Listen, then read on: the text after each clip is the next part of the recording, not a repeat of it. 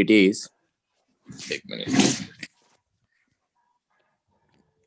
it is special type of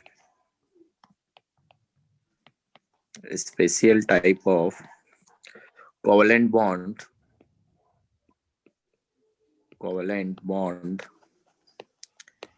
in which both the electrons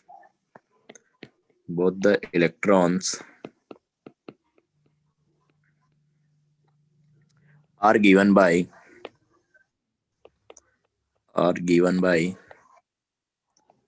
one atom and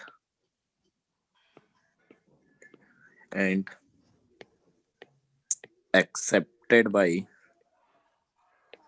पापा वहाँ पे pen होगा दे दो, वहाँ पे एक ब्लू पेन होगा दे दो।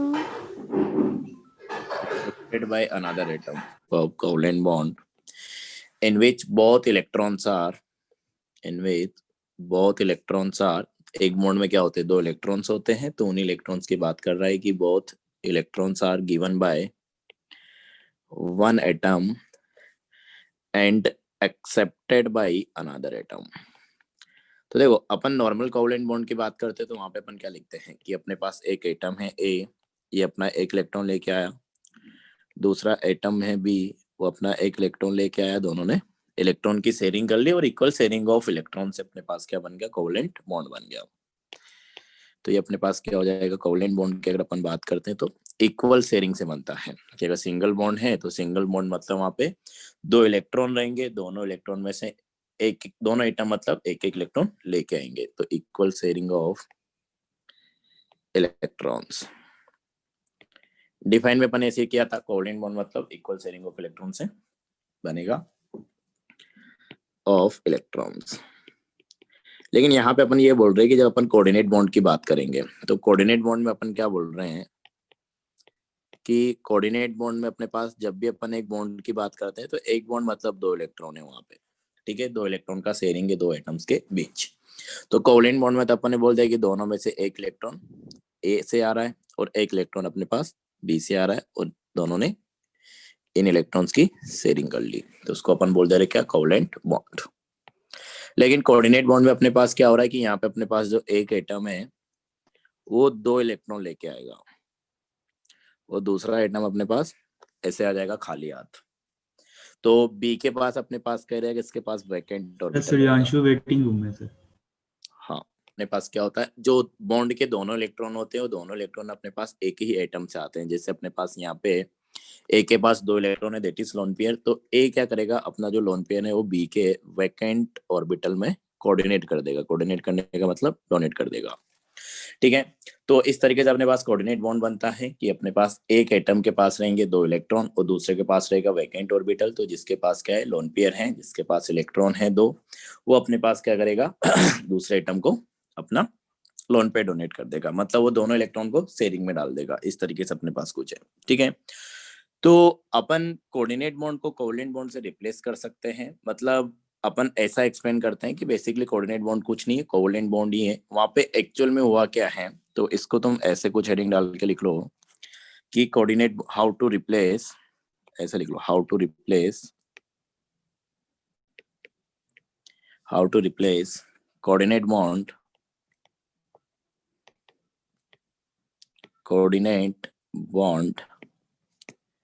with by covalent bond, by covalent bond। हाँ, तो अपने पास कोऑर्डिनेट बॉन्ड को कोवलेंट बॉन्ड से कैसे रिप्लेस करना है, या फिर अपन ने बोला था कि कोऑर्डिनेट बॉन्ड बेसिकली अपने पास क्या है, कोवलेंट बॉन्ड ही है, जिसके बनने का तरीका बस थोड़ा सा क्या है, अलग है। तो इसको जो अपन कोऑर्डिनेट बॉन्ड बोल रहे हैं कि अपने पास क्या हो रहा है, दोनों इलेक्ट्रॉन जो है बॉन्ड में वो ऐसे ही आ रहे हैं, मतलब ए अपना लोन पे लेके आ रहा है, बी के पास क्या था, वैकेंट ऑर्बिटल था। तो बेसिकली अपन ऐसे बोलते हैं यहाँ पे कि एक कोऑर्डिनेट बॉन्ड मतलब क्या हुआ कि अपने पास क्या हुआ, जो ए के पास 2 इलेक्ट्रॉन थे और बी को अपन बोल रहे हैं कि इसके पास क्या है, वैकेंट ऑर्बिटल है। तो पहले अपने पास क्या करेगा, ये बी जो ए जो है, ए के पास 2 इलेक्ट्रॉन है तो दोनों में से एक इलेक्ट्रॉन तो क्या करेगा, पहले ये बी को दे देगा, ठीक है। तो अगर ए ने अपना एक इलेक्ट्रॉन बी को दे दिया तो ए पे तो अपने पास आ जाएगा क्या, पॉजिटिव चार्ज। तो इस पे अपने पास क्या हो गया, एक इलेक्ट्रॉन रह गया, क्योंकि एक इलेक्ट्रॉन इसने बी को दे दिया। बी को ए से एक इलेक्ट्रॉन मिल गया तो इस पे अपने पास क्या आ जाएगा, नेगेटिव चार्ज। अब ये ए और बी क्या करेगा, आपस में मिलके ओवरलैपिंग कर लेगा, या इलेक्ट्रॉन्स को शेयरिंग कर लेगा। तो जब भी अपने को क्या करना होगा, एक कोऑर्डिनेट बॉन्ड को कोवलेंट बॉन्ड से रिप्लेस करना होगा, तो बेसिकली जो अपने पास डोनर एटम होता है ना, जो लोन पेयर डोनेट कर रहा है या इलेक्ट्रॉन पेयर डोनेट कर रहा है, उसके ऊपर अपन पॉजिटिव चार्ज ला देते हैं, और जो लोन पेयर को एक्सेप्ट कर रहा है उसके ऊपर अपने पास नेगेटिव चार्ज आ जाएगा। जैसे अगर अपने को ये कोऑर्डिनेट बॉन्ड था, इसको कोवलेंट बॉन्ड से रिप्लेस करना है, तो कोवलेंट बॉन्ड मतलब इस तरीके से दिखाएंगे अपन, सिंगल बॉन्ड और ये 2 इलेक्ट्रॉन, ठीक है। तो डोनर एटम पे अपने पास क्या आ जाएगा, पॉजिटिव, जो लोन पे डोनेट कर रहा है उस पे पॉजिटिव, और जो लोन पे एक्सेप्ट कर रहा है उस पे नेगेटिव। तो ये अपने पास एक कोऑर्डिनेट बॉन्ड को कोवलेंट बॉन्ड से रिप्लेस करने का तरीका हो जाएगा, ठीक है। तो यहाँ पे अपन ने 2 चीज डिस्कस की। पहली चीज तो ये कि अगर कोऑर्डिनेट बॉन्ड है तो वो होता क्या है, तो बेसिकली कोऑर्डिनेट बॉन्ड में अपने पास क्या होता है कि बॉन्ड के जो 2 इलेक्ट्रॉन होते हैं, दोनों इलेक्ट्रॉन अपने पास क्या होते हैं, एक ही एटम से आते हैं। जैसे यहाँ पे ए के पास क्या आते हैं, 2 electron, that is lone pair. तो ए ने क्या किया, अपना लोन पेयर जो है बी को कोऑर्डिनेट किया, मतलब बी का कोई कंट्रीब्यूशन नहीं है बॉन्ड में अगर एक्चुअल में देखोगे तो, लेकिन बी के पास क्या होना चाहिए, वैकेंट ऑर्बिटल होना चाहिए, तभी तो क्या करेगा, लोन पेयर को एक्सेप्ट कर सकता है। तो ये कोऑर्डिनेट बॉन्ड हो गया कि अगर एक एटम के पास लोन पेयर है, दूसरे के पास वैकेंट ऑर्बिटल है, तो जिसके पास लोन पेयर है वो अपना लोन पेयर दूसरे के वैकेंट ऑर्बिटल में कोऑर्डिनेट कर देगा। हाँ, वैकेंट ऑर्बिटल मतलब समझ नहीं आया, कंपाउंड कैसा होगा वो, मतलब एलिमेंट अरे कैसा होगा? वैकेंट ऑर्बिटल मतलब क्या है, जैसे अगर अपन खाली। बात करें, हाँ तो वही देखना, एटम की बात कर रहे हैं ना अपने, जैसे बहुत सारे एटम्स हो जाएंगे। जैसे मान लो कि अपने पास क्या है, कार्बन ही है, तो कार्बन का इलेक्ट्रॉनिक कॉन्फ़िगरेशन क्या होता है, 1s2 2s2 2s2 2p2। 2p2।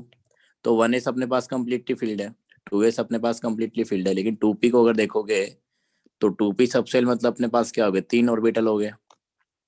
3 orbital मतलब यहाँ पे क्या है, 2 इलेक्ट्रॉन है, तो एक ऑर्बिटल इसके पास खाली है तो सही, तो ये वैकेंट ऑर्बिटल हो गया।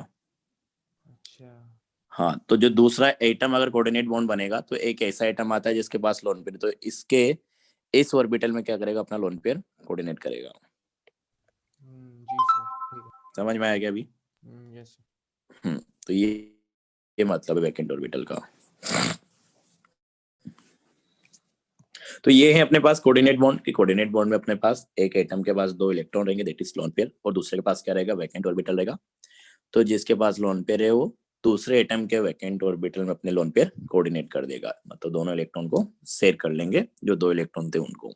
और एक कोऑर्डिनेट बॉन्ड को अगर कंपाउंड में कोवलेंट बॉन्ड से रिप्लेस करना है, तो उसका तरीका अपन ऐसे बोलते हैं कि पहले एक्चुअल में किया क्या है, ए ने दोनों में से अपना एक इलेक्ट्रॉन बी को दे दिया, तो ए पे आ गया पॉजिटिव, बी पे आ गया नेगेटिव, और इसने एक इलेक्ट्रॉन ए से लिया तो इस पे एक इलेक्ट्रॉन हो गया, और इसके पास तो एक इलेक्ट्रॉन रह ही जाएगा, तो दोनों के पास क्या हो गया, एक एक इलेक्ट्रॉन का शेयरिंग हो गया, ठीक है।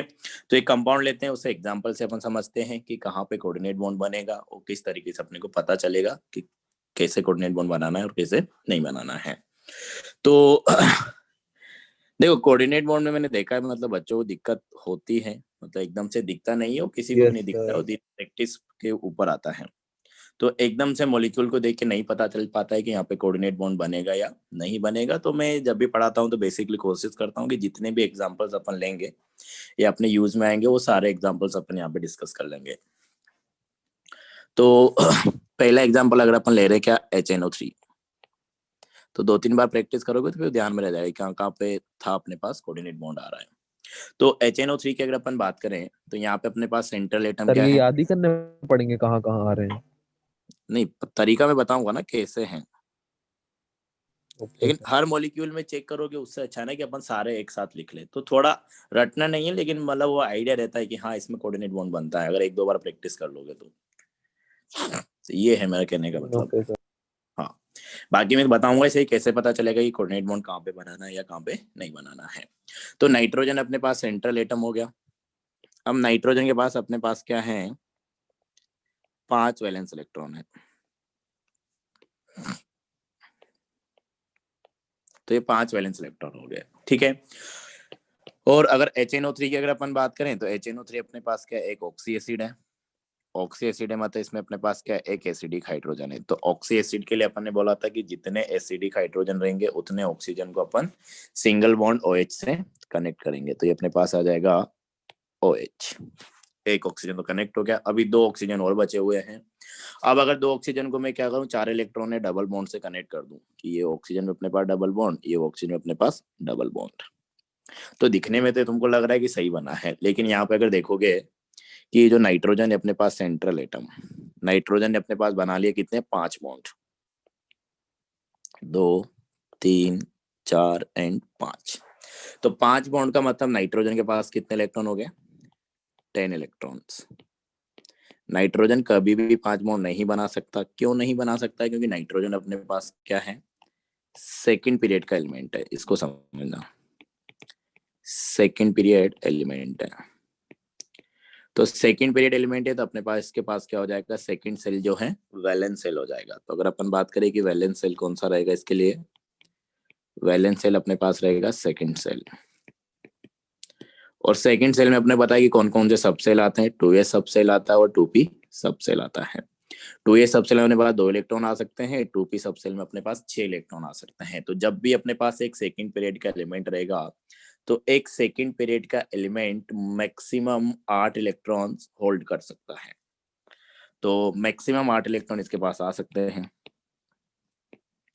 और अभी अगर तुम इस स्ट्रक्चर में देख रहे हो जो अपन ने अभी बनाई है, इस स्ट्रक्चर में इसके पास हो गए कितने, 10 इलेक्ट्रॉन्स। मतलब ये स्ट्रक्चर अपने पास इनकरेक्ट है, क्योंकि नाइट्रोजन के पास कभी भी 10 इलेक्ट्रॉन्स नहीं हो सकते। ठीक है, तो नाइट्रोजन जो है मैक्सिमम अपने पास 8 इलेक्ट्रॉन रख सकता है। 8 इलेक्ट्रॉन्स की अगर अपन बात करें तो अगर वो बॉन्ड की फॉर्म में ही 8 इलेक्ट्रॉन रखता है तो मैक्सिमम वो 4 बॉन्ड बना सकता है।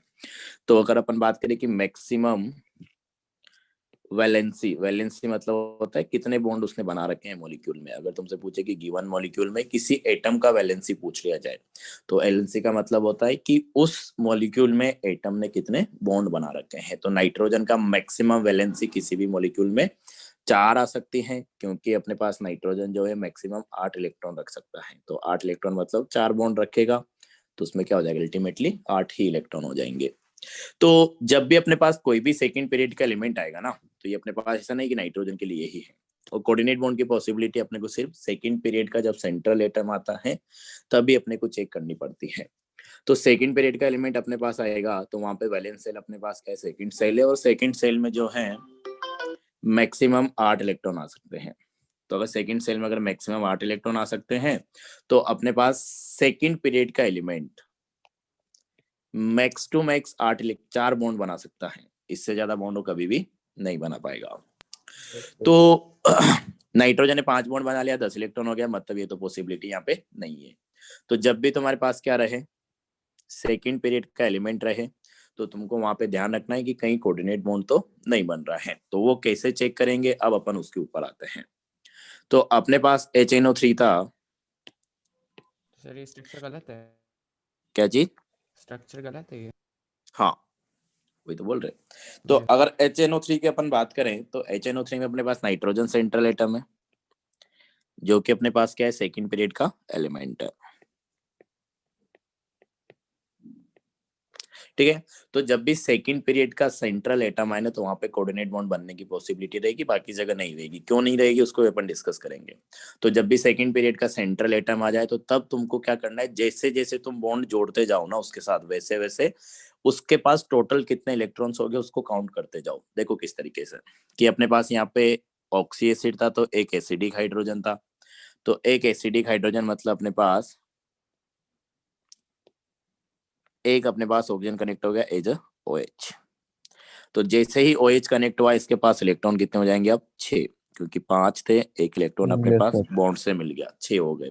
ठीक है, अब 2 ऑक्सीजन बचे तो अपन ने मान लो कि अपन नॉर्मली क्या बोलते हैं कि ऑक्सीजन को अपन डबल बॉन्ड से कनेक्ट करते हैं। तो नाइट्रोजन के साथ अपन ने एक ऑक्सीजन कनेक्ट कर दिया, किससे, डबल बॉन्ड से। जैसे ही तुम इस ऑक्सीजन को डबल बॉन्ड से कनेक्ट करोगे नाइट्रोजन के पास इलेक्ट्रॉन हो जाएंगे कितने, 8। Yes, अब sir. नाइट्रोजन के पास 8 इलेक्ट्रॉन हो गए, वो 8 से ज्यादा इलेक्ट्रॉन नहीं रख सकता। अब जब भी ऐसा सिचुएशन आ जाए कि अपने पास एक और ऑक्सीजन बचा हुआ है, अभी तो एक और सराउंडिंग एटम बचा हुआ है, उससे पहले ही अपने पास क्या हो गया, सेंट्रल एटम का ऑक्टेट कंप्लीट हो गया। और ये अपने को चेक करना है किसके केस में, सेकंड पीरियड के एलिमेंट के केस में। अगर थर्ड पीरियड या हायर पीरियड का एलिमेंट आता है सेंट्रल एटम, तो वहां पे तुमको कुछ नहीं देखना है, जो अपन देख रहे थे मतलब पहले जो ट्रिक्स की तरह लिखे थे कि कैसे कनेक्ट करना है, वैसे ही तुमको कनेक्ट करते जाना है। तो सेकंड पीरियड के एलिमेंट के केस में थोड़ा सा तुमको ध्यान रखना पड़ेगा ये चीज। तो अभी भी अपने पास क्या बचा हुआ है, एक ऑक्सीजन बचा हुआ है। और ऑक्सीजन की अगर अपन बात करें तो ऑक्सीजन के पास अपने पास 6 वैलेंस इलेक्ट्रॉन होते हैं। और ऑक्सीजन में अपने पास क्या है, सेकंड पीरियड का ही एलिमेंट है, तो ये भी मैक्सिमम 8 इलेक्ट्रॉन रख सकता है। तो अगर ये मैक्सिमम 8 इलेक्ट्रॉन रख सकता है, मतलब इसके पास भी एक ऑर्बिटल तो बचा ही होगा। तो नाइट्रोजन के पास क्या है, लोन पेयर है। ऑक्सीजन के पास क्या है, वैकेंट ऑर्बिटल है। नाइट्रोजन डबल बॉन्ड तो नहीं बना सकता, क्योंकि डबल बॉन्ड अगर बनाएगा तो उसके पास इलेक्ट्रॉन हो जाएंगे कितने, 10, जो कि पॉसिबल नहीं है। तो अब इस सिचुएशन में अपने पास क्या करेगा, नाइट्रोजन जो है अपना जो लोन पेयर है ये ऑक्सीजन को कोऑर्डिनेट कर देगा। इससे फायदा क्या हुआ, एक तो ऑक्सीजन के पास भी 8 इलेक्ट्रॉन हो गए, और नाइट्रोजन के पास तो 8 इलेक्ट्रॉन रहेंगे, क्योंकि ये जो 2 इलेक्ट्रॉन हैं जो इसने कोऑर्डिनेट बॉन्ड की फॉर्म में ऑक्सीजन को दिए हैं, तो बॉन्ड बनाने में चल गए हैं। तो बॉन्ड बनाने का मतलब क्या होगा, वो शेयरिंग में चलेंगे, तो इलेक्ट्रॉन ऑक्सीजन के भी काउंट होंगे और नाइट्रोजन के भी काउंट होंगे। तो इस तरीके से तुमको कोऑर्डिनेट बॉन्ड की पॉसिबिलिटी चेक करनी पड़ेगी। सर सर ये एक हाँ बार फिर से बता सर देंगे। जब सर ये सर पूरा हो गया है सर नाइट्रोजन का सर, और मतलब सबका सर सेटिस्फाइड हो गया, तो सर ये देता ही क्यों है फिर? अरे जब सब ये सेटिस्फाइड है तो सर वहीं पे स्ट्रक्चर रुक क्यों नहीं जाता है? अरे तो मॉलिक्यूल एग्जिस्ट कर रहा है ना ये। NOOH एग्जिस्ट कर रहा है मतलब? अरे HNO3 एग्जिस्ट कर रहा है ना, तो वहाँ पे ऑक्सीजन को तुमको कनेक्ट तो करना पड़ेगा ना, देखना तो पड़ेगा ना किस तरीके से कनेक्ट हो रहा है। तो सर एग्जिस्ट ही क्यों कर रहा है जब सर उसको इतनी मेहनत करनी पड़ रही है, अपना देना पड़ रहा है? अरे एक मेहनत क्या करनी पड़ी, तो मेहनत तो तुमको समझने में लग रही है ना, मॉलिक्यूल को थोड़ी बॉन्ड बनाने में मेहनत लग रही है, नहीं वो मेहनत मतलब तुमको समझने में लग रही है कि ओके नाइट्रोजन को ऑक्सीजन दिखेगा तो नाइट्रोजन के पास लोन पेयर है, ऑक्सीजन के पास वैकेंट ऑर्बिटल है, तो लोन पेयर कोऑर्डिनेट कर देगा वो। उसके लिए सिंपल सी बात है। ओके हाँ, तो अब अपने एक और चीज पढ़ा था कि अपने पास जो कोऑर्डिनेट बॉन्ड बनता है, उस कोऑर्डिनेट बॉन्ड को अपन कोवलेंट बॉन्ड से रिप्लेस करा सकते हैं। कैसे, कि जो डोनर एटम है दैट इज नाइट्रोजन, यहाँ पे डोनर एटम क्या रहेगा, नाइट्रोजन, तो उस पर पॉजिटिव आ जाएगा और एक्सेप्टर पे अपने पास नेगेटिव आ जाएगा। तो ऑक्सीजन अपने पास क्या है, एक्सेप्टर है। तो अगर इस कोऑर्डिनेट बॉन्ड को तुमको कोवलेंट बॉन्ड से रिप्लेस कराना है, तो इस स्ट्रक्चर को मैं थोड़ा सही से बनाऊं, रिपीट कर दूंगा दोबारा से। तो अपने पास क्या है कि नाइट्रोजन के साथ एक ऑक्सीजन डबल बॉन्ड से कनेक्टेड है, एक OH ग्रुप कनेक्टेड है, और एक अपने पास जो ऑक्सीजन है जो कोऑर्डिनेट बॉन्ड से कनेक्टेड है। ठीक है। अब अगर कोऑर्डिनेट बॉन्ड को तुमको कोवलेंट बॉन्ड से रिप्लेस कराना है, तो अपने लिखा था कि यहाँ पे कोऑर्डिनेट बॉन्ड था, तो डोनर एटम पे अपने को पॉजिटिव लगा देना है, एक्सेप्टर एटम पे अपने को नेगेटिव लगा देना है, और बाकी अपने पास OH और डबल बॉन्ड O, इस तरीके से अपने पास ये स्ट्रक्चर बना सकते हैं अपन।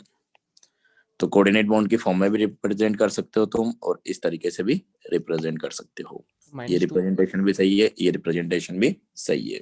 क्या चीज? -2 अच्छा अच्छा सॉरी सॉरी नहीं नहीं, ठीक ठीक ठीक। हाँ ये एक बार ये मैक्सिमम वैलेंसी वाला बता दीजिए। हाँ हाँ, पूरा दोबारा रिपीट कर रहा हूँ मैं। तो देखो अपन ने किया क्या है, तो पहली बात तो कोऑर्डिनेट बॉन्ड तुमको तब चेक करना है जब अपने पास क्या रहेगा, सेकंड पीरियड का सेंट्रल एटम रहेगा, तब अपने को देखना है। सिंगल प्लस लगाया है क्या चीज? सर, एक ही प्लस नाइट्रोजन पे लगाया है आपने तो एक ही प्लस आएगा ना, एक ही तो कोऑर्डिनेट बॉन्ड बना रहा है वो, बाकी तो कोवलेंट बॉन्ड ही है। ये वाला कोवलेंट बॉन्ड है, ये दोनों भी कोवलेंट बॉन्ड है, डबल बॉन्ड।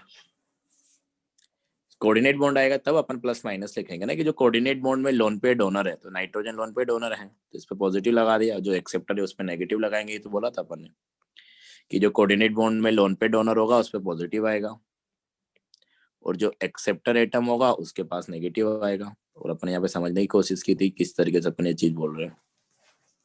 सही है क्या?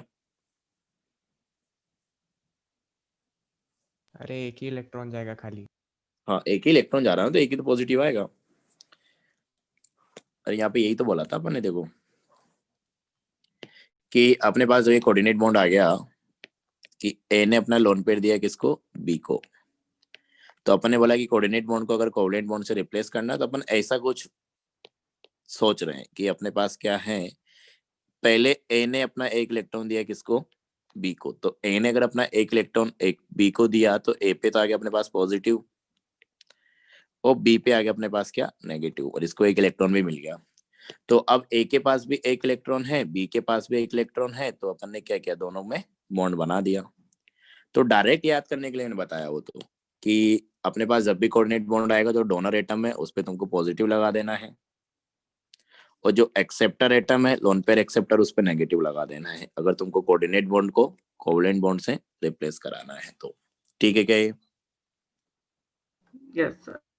हाँ, तो ये था अपने पास। हाँ, तो अब अपने को करना क्या होगा, एक बार मैं फिर रिपीट कर दे रहा हूँ कि जब भी अपने पास क्या रहेगा, सेकंड पीरियड का एलिमेंट सेंट्रल एटम रहेगा, तो सेकंड पीरियड के एलिमेंट में ही अपन ऐसा क्यों बात कर रहे हैं, सेकंड पीरियड के एलिमेंट में अपन इसलिए ऐसा बात कर रहे हैं क्योंकि सेकंड पीरियड का एलिमेंट है अगर, तो उसके पास वैलेंस सेल रहेगा, कौन सा, second shell. Second shell valence shell है, तो अपने को पता है कि सेकंड सेल में कौन कौन से सब सेल होते हैं, 2s एंड 2p। तो 2s में मैक्सिमम 2 इलेक्ट्रॉन आ सकते हैं, 2p में अपने पास 6 आ सकते हैं, मतलब सेकंड सेल में अपने पास मैक्सिमम 8 इलेक्ट्रॉन आ सकते हैं। तो अगर ये 8 के 8 इलेक्ट्रॉन बॉन्ड की फॉर्म में है, बॉन्ड पेयर की फॉर्म में, तो कितने बॉन्ड पेयर बनेंगे, 4 ही बॉन्ड पेयर बनेंगे ना। तो 4 बॉन्ड पेयर मतलब कोई भी अगर सेकंड पीरियड का एलिमेंट है तो मैक्स टू मैक्स वो कितने बॉन्ड बना सकता है, 4 बॉन्ड बना सकता है, या ज्यादा अच्छा अपन बोले कि सेकंड पीरियड का एलिमेंट अपने पास वैलेंस सेल में 8 इलेक्ट्रॉन रख सकता है, उससे ज्यादा नहीं रखेगा। तो अपन यहाँ पे इस वाली कंडीशन में जब अपन ने जैसा अपन ने पहले पढ़ा था उस हिसाब से अगर कनेक्ट कर रहे थे सराउंडिंग एटम्स को, तो अपने पास नाइट्रोजन के पास टोटल हो जा रहे हैं कितने, 10 इलेक्ट्रॉन। 10 इलेक्ट्रॉन मतलब 5 बॉन्ड। तो ये तो पॉसिबल नहीं है, तो इसलिए अपन ने बोला कि एक की शेयरिंग करेगा, क्या चीज, एक साथ दे देगा इलेक्ट्रॉन नाइट्रोजन और एक की ऑक्सीजन के साथ शेयरिंग करेगा क्या? हाँ ऐसा ही तो बोल रहे अपन। हाँ, तो ये है अपने पास कि ये नाइट्रोजन का अपने पास सिचुएशन था कि अपने पास अगर नॉर्मल अपन जैसा सोच रहे थे अगर वैसा सोचे तो यहाँ पे अपने पास क्या हो जा रहा है, 10 इलेक्ट्रॉन हो जा रहा है, जो कि पॉसिबल नहीं है क्योंकि नाइट्रोजन सेकंड पीरियड का एलिमेंट है तो वो 8 से ज्यादा इलेक्ट्रॉन तो नहीं रख सकता। तो जब भी ऐसी पॉसिबिलिटी आएगी ना अपने पास, तब अपने को कोऑर्डिनेट बॉन्ड चेक करना होता है।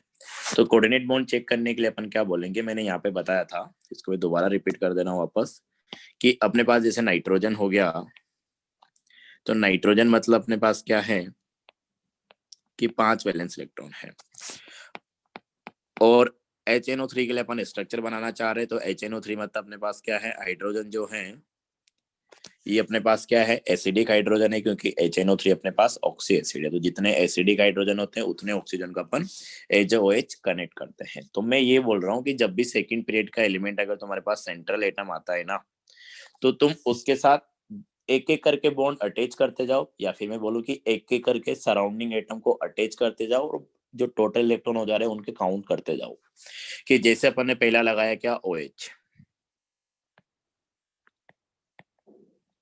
जितने हाइड्रोजन होते हैं उतने ऑक्सीजन को अपन HOH कनेक्ट करते हैं। तो अपन ने नाइट्रोजन के साथ एक बॉन्ड बना दिया, एक बॉन्ड बनाने का मतलब इसको एक और इलेक्ट्रॉन मिल गया, तो अब इसके पास इलेक्ट्रॉन के टोटल कितने, 6। तो इस तरीके से काउंट करते जाना है तुमको, जैसे एक सराउंडिंग एटम लगाया उसमें गिनो टोटल कितने इलेक्ट्रॉन हो गए। ठीक है, अब अपने पास 2 ऑक्सीजन बचे हुए हैं, तो 2 ऑक्सीजन बचे हुए हैं, तो अपन ने क्या किया, पहले एक ऑक्सीजन को कनेक्ट कर दिया किससे, डबल बॉन्ड O से। तो अगर अपन ने डबल बॉन्ड O से कनेक्ट कर दिया, तो अभी अगर देखोगे तो नाइट्रोजन को 2 इलेक्ट्रॉन और मिल गए, तो अभी इसके पास कितने इलेक्ट्रॉन हो गए, 8 हो गए। तो नाइट्रोजन के पास 8 इलेक्ट्रॉन हो गए, इससे ज्यादा इलेक्ट्रॉन तो नहीं रख सकता, लेकिन अभी अपने पास मॉलिक्यूल में एक और ऑक्सीजन है, उसको भी तुमको काउंट कनेक्ट करके दिखाना है।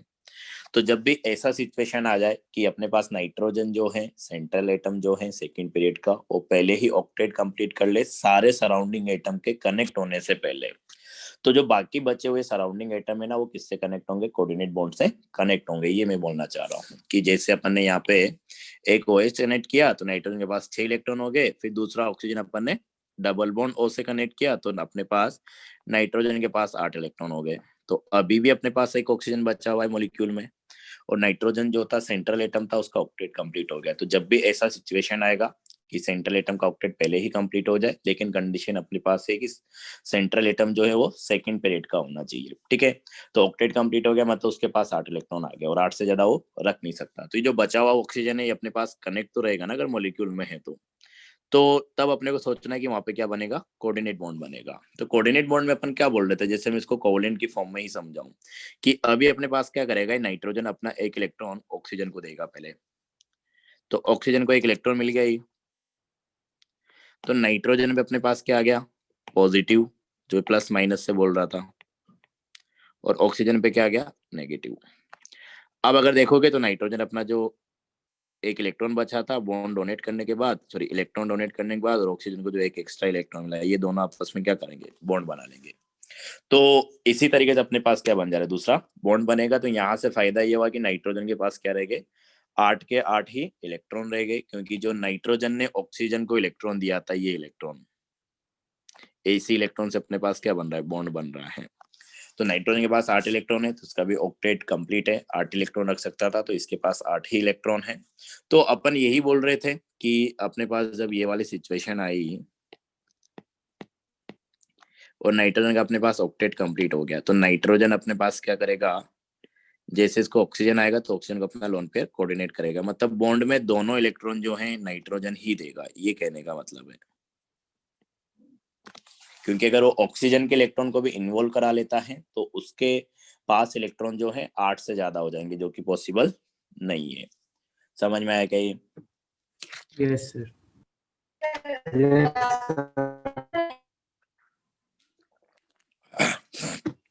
तो अभी और भी एग्जांपल लेंगे, अभी तो HNO3 की अपन ने बात की, तो धीरे धीरे चीजें क्लियर हो गई, एक एग्जांपल से नहीं समझ में आता है। तो ये है अपने पास, तो HNO3 का अपन ने स्ट्रक्चर बनाया, तो तुमको ऐसे ही सोचना है कि नाइट्रोजन था अपने पास, उसमें अपन ने एक एक बॉन्ड बनाते चले गए, एक एक सराउंडिंग एटम को अटैच करते चले गए। तो जैसे ही अपन ने एक OH लगाया, एक डबल बॉन्ड O लगाया, नाइट्रोजन का ऑक्टेट कंप्लीट हो गया। नाइट्रोजन के पास क्या बचा हुआ था, लोन पेयर बचा हुआ था, एक ऑक्सीजन एटम बचा हुआ था। तो नाइट्रोजन ने अपना लोन पेयर ऑक्सीजन को कोऑर्डिनेट कर दिया, क्योंकि नाइट्रोजन अब नॉर्मल कोवलेंट बॉन्ड नहीं बना सकता, क्योंकि अगर नॉर्मल कोवलेंट बॉन्ड बनाएगा तो उसके पास इलेक्ट्रॉन बढ़ेंगे, जो कि पॉसिबल नहीं है। तो अपना ही लोन पेयर देख के ऑक्सीजन के साथ कनेक्ट हो जाएगा। तो ये है अपने पास। तो इससे पहले एक दो पॉइंट और लिख लेते हैं अपन, उसके बाद फिर और एग्जांपल्स करेंगे तो चीजें और क्लियर होगी। तो पहला पॉइंट तो लिखो कि atom which accept lone pair of electrons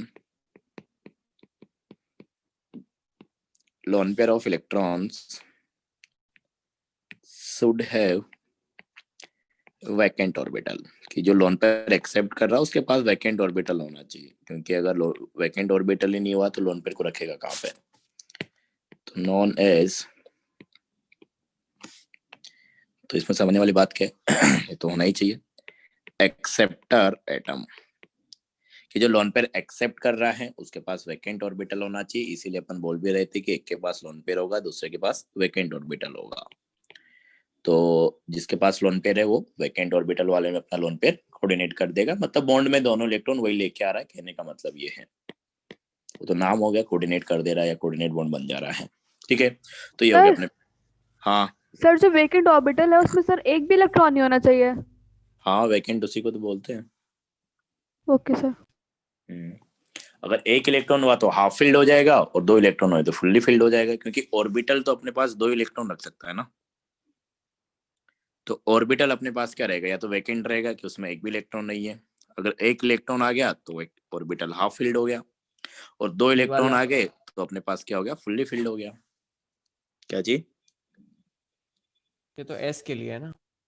अरे एस के लिए नहीं है, ऑर्बिटल की मैं बात कर रहा हूँ। देखो तुम ऑर्बिटल और सबसेल में हमेशा कंफ्यूज होते हो, ये सब बच्चों की दिक्कत होती है। मैं एस ऑर्बिटल की बात करूं तब भी तो एक ही ऑर्बिटल है, पी ऑर्बिटल की बात करूं तब भी एक ही ऑर्बिटल है। अगर मैं ये बात करता एस सबसेल, तो एस सबसेल मतलब एक ऑर्बिटल है।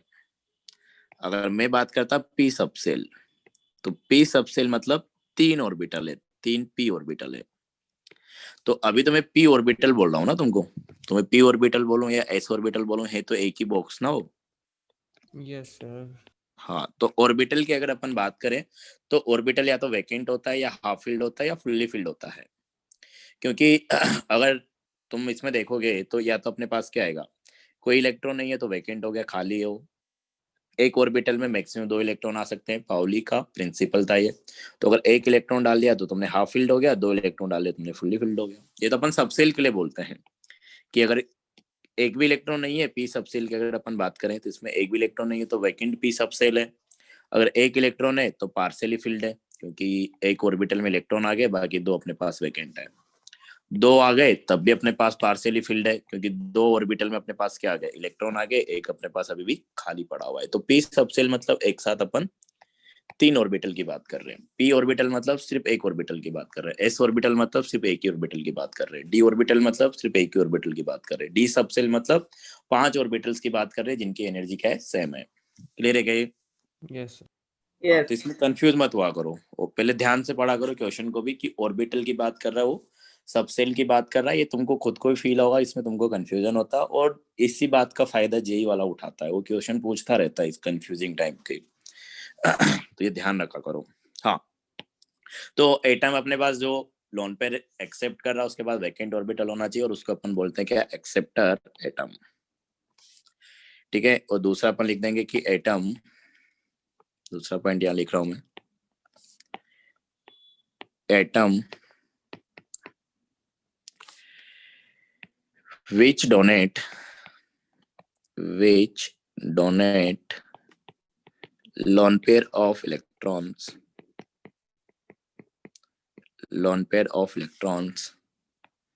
should have a lone pair as well as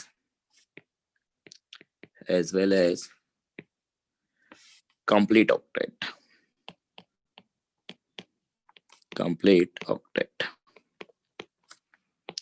known as donor atom। तो lone pair donor and lone pair acceptor, ऐसा तुम बोल सकते हो। तो यहाँ पे कहने का मतलब है वही सारी बात वही हो रही है कि अपने पास ए जो था बी को लोन पेयर कोऑर्डिनेट कर रहा है, तो बी के पास तो सिंपल सी बात है कि लोन पेयर एक्सेप्ट करने के लिए वैकेंट ऑर्बिटल होना चाहिए। और अगर ए लोन पेयर देना चाह रहा है तो ए के पास लोन पेयर होना चाहिए। तो सिंपल सी बात है, इसमें सोचना क्या है। एक और चीज अपन ने देखा था कि जो डोनर एटम है उसके पास क्या होना चाहिए, ऑक्टेट कंप्लीट होना चाहिए। मतलब पहले खुद की तो जरूरत कंप्लीट होनी चाहिए।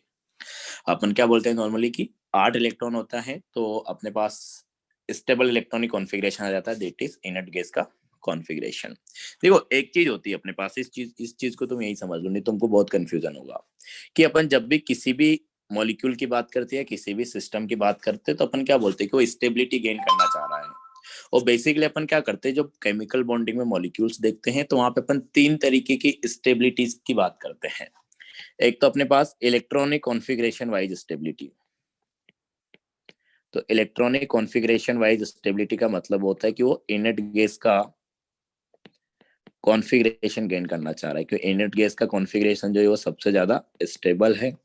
इसका रिजल्ट मतलब ये कहाँ से पता चलता है, ये अपन आइडिया लगाते हैं कैसे कि इनर्ट गैस के एटम्स जो हैं वो कंपाउंड नहीं बनाते हैं, या उतने कंपाउंड नहीं बनाते हैं जितने बाकी एलिमेंट्स बना रहे हैं। तो इनर्ट गैस के एटम्स के पास जो कॉन्फ़िगरेशन है वो स्टेबल कॉन्फ़िगरेशन है। तो एक मॉलिक्यूल में जो एटम्स होते हैं वो चाहते हैं कि अपने पास क्या हो जाए, इलेक्ट्रॉनिक कॉन्फ़िगरेशन आ जाए किसका, इनर्ट गैस जैसा। तो एक तो अपने पास ही हो गई। दूसरा स्टेबिलिटी अपने पास कोई भी मॉलिक्यूल गेन करना चाहता है ज्योमेट्री वाइज,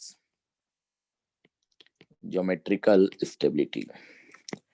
ज्योमेट्रिकल स्टेबिलिटी का मतलब है कि अपने पास कोई भी मॉलिक्यूल क्या है, सिमेट्रिकल होना चाहता है। तो सिमेट्रिकल होने का फायदा ये होता है कि जो सराउंडिंग एटम्स है अपने पास दूर दूर रहेंगे। दूर दूर रहेंगे तो उनके बीच रिपल्सन कम आएगा, साइज की वजह से भी अपने पास रिपल्सन आता है। तो रिपल्सन अपने पास क्या हो जाएगा, कम हो जाएगा। तो एक ज्योमेट्री वाइज जो स्टेबिलिटी लाना चाहता है, तो ज्योमेट्री वाइज स्टेबिलिटी की अगर अपन बात करें तो आगे अपन ज्योमेट्रीज वगैरह पढ़ेंगे मॉलिक्यूल्स की। तो अपने पास जो 2 ज्योमेट्री होती है, एक अपन पढ़ेंगे टेट्राहेड्रल। क्या होता है अभी तो बस ध्यान रखो, एक तो टेट्राहेड्रल ज्योमेट्री और एक ऑक्टाहेड्रल ज्योमेट्री। इन दोनों ज्योमेट्री में अपने पास मैक्सिमम स्टेबिलिटी होती है। मतलब यहाँ पे मॉलिक्यूल्स में जो एटम जो सबसे ज्यादा सिमेट्रिकली अरेंज होते हैं। तो एक ज्योमेट्री वाइज जो स्टेबिलिटी गेन करना चाहता है, एक अपने पास एनर्जी वाइज स्टेबिलिटी, जिसको अपन बोलते हैं थर्मोडायनेमिक स्टेबिलिटी। तो एक को अपन बोलते हैं थर्मोडायनेमिक स्टेबिलिटी। तो थर्मोडायनेमिक स्टेबिलिटी मतलब अपना एनर्जी जितना पॉसिबल हो उतना मिनिमम करना चाहता है। मैंने एक वर्ड बोला जितना पॉसिबल हो, तो मिनिमम एनर्जी रखना चाहता है वो। तो इन तीनों का बेस्ट कॉम्बिनेशन जो बनेगा ना, उसमें मॉलिक्यूल रहना चाहेगा। अब जरूरी नहीं है कि हर बार अपने पास मॉलिक्यूल को इनर्ट गैस का कॉन्फ़िगरेशन मिलेगा और साथ में ज्योमेट्री टेट्राहेड्रल या ऑक्टाहेड्रल मिलेगा, या एनर्जी उसका मैक्सिमम मतलब मिनिमम जितना हो सकता था मिनिमम एनर्जी उतना रहेगा। क्या मिनिमम एनर्जी से कैसे स्टेबिलिटी गेन करेगा? अरे ये तो तुम कॉमन समझ सकते हो, जिसके पास एनर्जी ज्यादा होता। अपन नहीं बोलते कि कोई ज्यादा उछल कूद करता है उसको अपन क्या बोलते कि बड़ा एनर्जेटिक है। तो एनर्जी को ज्यादा एनर्जी लेस स्टेबिलिटी।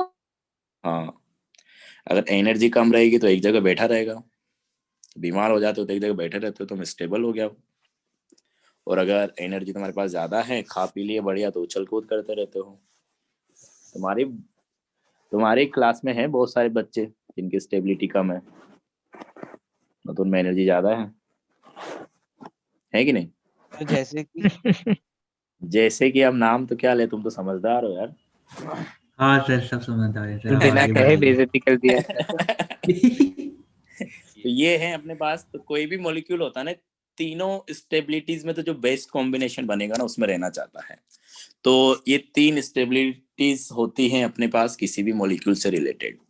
तो ये थोड़ा मतलब हायर लेवल का डिस्कशन हो जाता है। अपन मेनली इसी में बात करते हैं कि एनर्जी रिलीज करना चाह रहा है, स्टेबिलिटी गेन करना चाह रहा है। तो अगर तुम इसको बुक्स वगैरह देखोगे थोड़ा हायर लेवल की, तो उनमें तुम्हें सब मिलेगा कि electronic configuration wise stability gain करना चाह रहा है, ज्योमेट्री वाइज स्टेबिलिटी, या फिर thermodynamic stability that is energy से रिलेटेड है।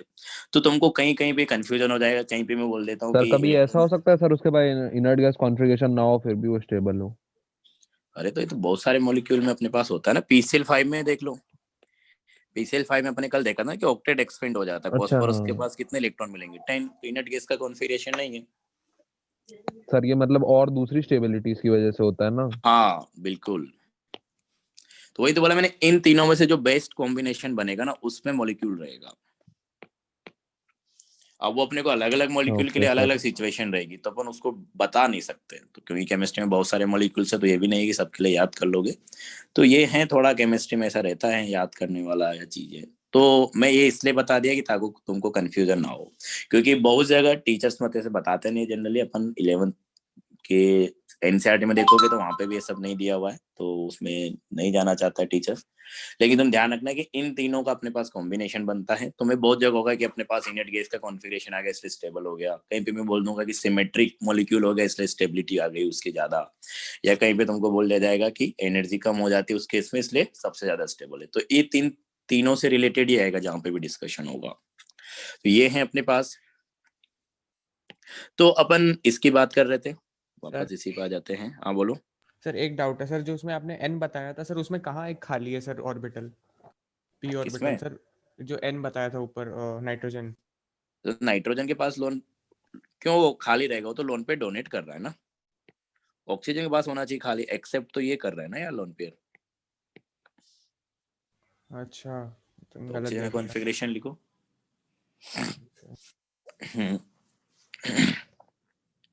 1s2 हाँ 2s2 2p4। हम्म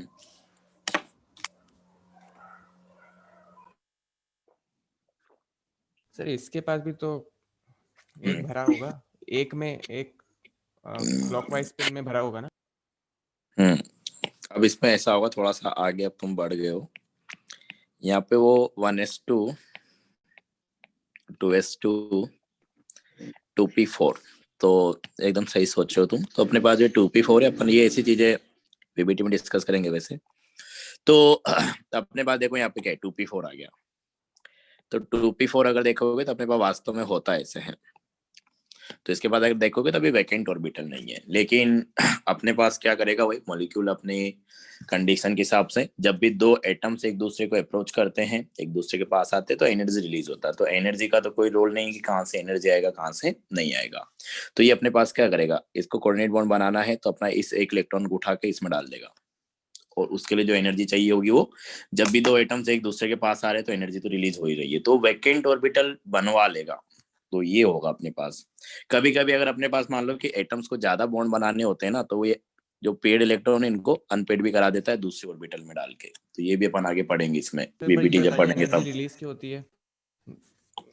एनर्जी रिलीज क्यों होती है ये भी अपन उसमें पढ़ेंगे जब वीबीटी पढ़ेंगे, अब इसको छोड़ दो। वीबीटी में अपन ये सब एक्सप्लेन करते हैं, पहले अपन कोऑर्डिनेट तो कंप्लीट कर ले, ठीक है। जी सर।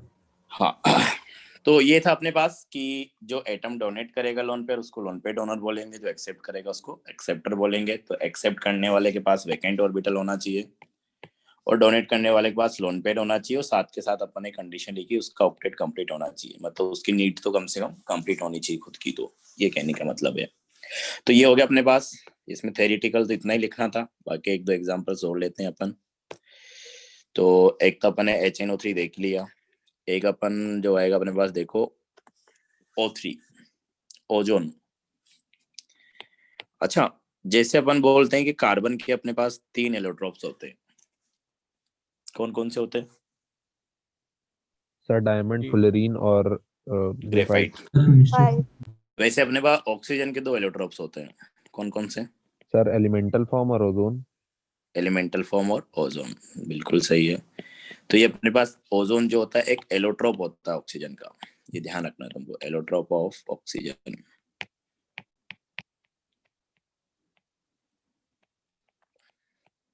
सर उसकी एलिमेंटल स्टेट को भी उसका एलोट्रोप बोल सकते हैं। एलोट्रोप क्या होता है कि एक एलिमेंट जो अलग अलग मतलब फॉर्म में मिल रहा है उसी को तो अपन एलोट्रोप बोलते हैं। तो एक बार O2 की फॉर्म में मिल रहा है, एक बार O3 की फॉर्म में मिल रहा है। Yes sir. और जैसे अपन कार्बन के लिए बात करते हैं, डायमंड में क्या होता है कि एक एटम 4 एटम के साथ कनेक्टेड है। Yes sir. ग्रेफाइट में क्या है कि 3 ही के साथ 3 से कनेक्टेड। कनेक्टेड है। तो वही फर्क है, बस कनेक्टिविटी का फर्क हो जाता है और कुछ नहीं है। हम्म। तो ये एक एलोट्रोप है अपने पास ऑक्सीजन का, तो ये ध्यान रखना इस तरीके से। तो इसमें देखो अपने पास क्या है कि 3 ऑक्सीजन है, तो अपने पास ये एक ऑक्सीजन आया, और तीनों ऑक्सीजन है तो ऑक्सीजन ही अपने पास क्या रहेगा, ऑब्वियसली सेंट्रल एटम रहेगा। तो एक ऑक्सीजन है अपने पास, उसके पास अगर देखोगे तो 6 वैलेंस इलेक्ट्रॉन है। दूसरा ऑक्सीजन एटम जब आएगा तो अपने बताया कि ऑक्सीजन जो है नॉर्मली डबल बॉन्ड बनाता है। तो जैसे ही अपने पास इस सेंट्रल एटम वाले ऑक्सीजन को, अगर अपन इसको सेंट्रल एटम ले रहे हैं तो जैसे ही एक ऑक्सीजन इसके साथ आके कनेक्ट होगा तो उसके पास 6 इलेक्ट्रॉन ऑलरेडी था, एक इसने दूसरा ऑक्सीजन जो आया वो डबल बॉन्ड से कनेक्ट हो गया, 8 तो 8 हो गए, इसके पास 8 हो गए। तो सेकंड पीरियड का एलिमेंट है तो 8 से ज्यादा इलेक्ट्रॉन तो नहीं रख सकता। तो अभी अपने पास जो एक और ऑक्सीजन है उसके पास अभी तो कितने रहेंगे, 6 रहेंगे। तो कनेक्ट तो होना है, तो कनेक्ट होने के लिए क्या करेगा, ये ऑक्सीजन जो है अपना इस लोन पेयर को इस ऑक्सीजन को कोऑर्डिनेट कर देगा। मतलब जो ये नया बॉन्ड बन रहा है ना, इस बॉन्ड में दोनों इलेक्ट्रॉन यही ऑक्सीजन देगा ताकि इसके इलेक्ट्रॉन जो है वो 8 से ज्यादा ना हो। समझ में आएगा ये? Yes sir. हाँ, और इस कोऑर्डिनेट बॉन्ड को अगर तुमको कोवलेंट बॉन्ड से रिप्लेस करना है तो अपन ऐसे दिखाएंगे कि ये डबल बॉन्ड O, ये वाला जो बीच में ऑक्सीजन है डोनर एटम है, तो इस पे आ जाएगा अपने पास प्लस, और ये अपने पास एक्सेप्टर है तो इस पे आ जाएगा अपने पास माइनस। अच्छा, इन पे लोन पेयर भी देखो कि यहाँ पे अपने पास क्या है, 6 इलेक्ट्रॉन थे, 6 में से इसने 2 से तो क्या कर लिया, बॉन्ड बना लिए। 4 इलेक्ट्रॉन अपने पास ऐसे प्रेजेंट है, 4 इलेक्ट्रॉन मतलब 2 लोन पेयर, तो इसके 2 लोन पेयर ऐसे कैसे रहेंगे,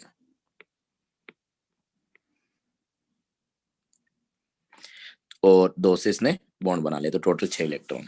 इसके पास अपने पास क्या थे, अच्छा यहाँ पे देखो, पहले इसमें देखो कि अगर यहाँ पे देखोगे तो इसने अपने पास क्या था, 6 इलेक्ट्रॉन थे, तो 6 में से इसने क्या किया, 2 के साथ तो इस ऑक्सीजन ने डबल बॉन्ड बना लिया। 2 अपने पास अभी भी ऐसे कैसे प्रेजेंट है, और 2 इलेक्ट्रॉन जो हैं वो इसने इसको कोऑर्डिनेट कर दिया। तो अभी लोन पेयर देखोगे तो लोन पेयर इसके पास एक ही रहेगा, लोन पेयर एक है, और इस बॉन्ड में जो दोनों इलेक्ट्रॉन तो किसके हैं, इसी ऑक्सीजन के हैं। तो एक कोऑर्डिनेट बॉन्ड मतलब एक लोन पेयर इसका अपने पास इस बॉन्ड में चला गया, और इस ऑक्सीजन के पास 6 के 6 इलेक्ट्रॉन ऐसे ही प्रेजेंट रहेंगे क्योंकि इसने अपना 3 खुद लोन का पेयर। इलेक्ट्रॉन नहीं दिया, तो इसके पास आ जाएंगे क्या, 3 लोन पेयर। एक बार लिख दीजिए, क्या चीज, लोन पेयर लिख दीजिए। लोन पेयर बना तो दिया अपन ने। बना तो दिए। ये एक लोन पेयर है, इसके बाद दो दो लोन पेयर है। तो इसको एक तो तुम ऐसे बना सकते हो, या फिर लोन पेयर अगर तुमको फाइंड करना है तो ये भी कर सकते हो कि अपन ने देखा कि ऑक्सीजन अपने पास डबल बॉन्ड से कनेक्ट हुआ, ये अपने पास कोऑर्डिनेट बॉन्ड बनाया, तो अपन ने बोला कि डोनर एटम पे पॉजिटिव, एक्सेप्टर पे नेगेटिव। तो यहाँ पे तुम ऐसे भी सोच सकते थे कि न्यूट्रल ऑक्सीजन है तो उसके पास क्या होते हैं, 6 वैलेंस इलेक्ट्रॉन होते हैं। तो 6 वैलेंस इलेक्ट्रॉन में से 2 से तो इसने क्या कर लिया, बॉन्ड बना लिया, और अपने पास 4 इलेक्ट्रॉन बचेंगे, मतलब 2 लोन पेयर। बीच वाले ऑक्सीजन को देखोगे तो इस पे पॉजिटिव चार्ज है, वैसे ऑक्सीजन पे अपने पास क्या होते हैं, 6 वैलेंस इलेक्ट्रॉन होते हैं, तो पॉजिटिव चार्ज मतलब एक चला गया, तो अपने पास बचेंगे कितने, 5। तो 5 में से अगर देखोगे तो 3 से तो इसने क्या कर लिया, बॉन्ड बना लिया, तो बचेगा इसके पास क्या, 1। तो ऐसे भी लोन पे निकाल सकते हो। इस पे अगर देखोगे अपने पास नॉर्मल ऑक्सीजन में 6 होते हैं, लेकिन इसके पास अपने पास क्या है, माइनस चार्ज, तो टोटल रहेंगे 7। तो 7 में से एक के साथ उसने बॉन्ड बना लिया, और अपने पास जो है 3 आ गए क्या, लोन पेयर। इस तरीके से अपने पास आ जाएगा। तो ये हो गया अपने पास ओजोन का स्ट्रक्चर। क्लियर है क्या ये? जी सर। यस। ठीक है, तो एक अपने पास O3 हो गया। ऐसे अगर अपन देखें तो इसमें एक अपने पास आएगा क्या, कार्बन मोनोऑक्साइड CO। तो कार्बन मोनोऑक्साइड में देखोगे तो अपने पास कार्बन है, ऑक्सीजन है, 2 ही एटम है, तो किसी को भी सेंट्रल एटम मान लो, वैसे कार्बन रहेगा। तो कार्बन के पास होते हैं क्या, 4 वैलेंस इलेक्ट्रॉन। ऑक्सीजन को देखोगे तो ऑक्सीजन के पास होते हैं अपने पास क्या, 6 valence electron. Oxygen normally double bond बनाता है, अपन ने पहले ही बोला है। तो अगर ऑक्सीजन को तुम कनेक्ट कर देते हो किससे, डबल बॉन्ड से, तो ये ऑक्सीजन अपन ने कनेक्ट कर दिया डबल बॉन्ड। तो ऑक्सीजन को डबल बॉन्ड से कनेक्ट करते ही ऑक्सीजन के पास तो हो गया अपने पास क्या, 8 इलेक्ट्रॉन, कि 4 तो बॉन्ड के आ गए और 2 उसके पास क्या है, लोन पेयर है। तो ऑक्सीजन का तो हो गया क्या, कंप्लीट ऑक्टेट।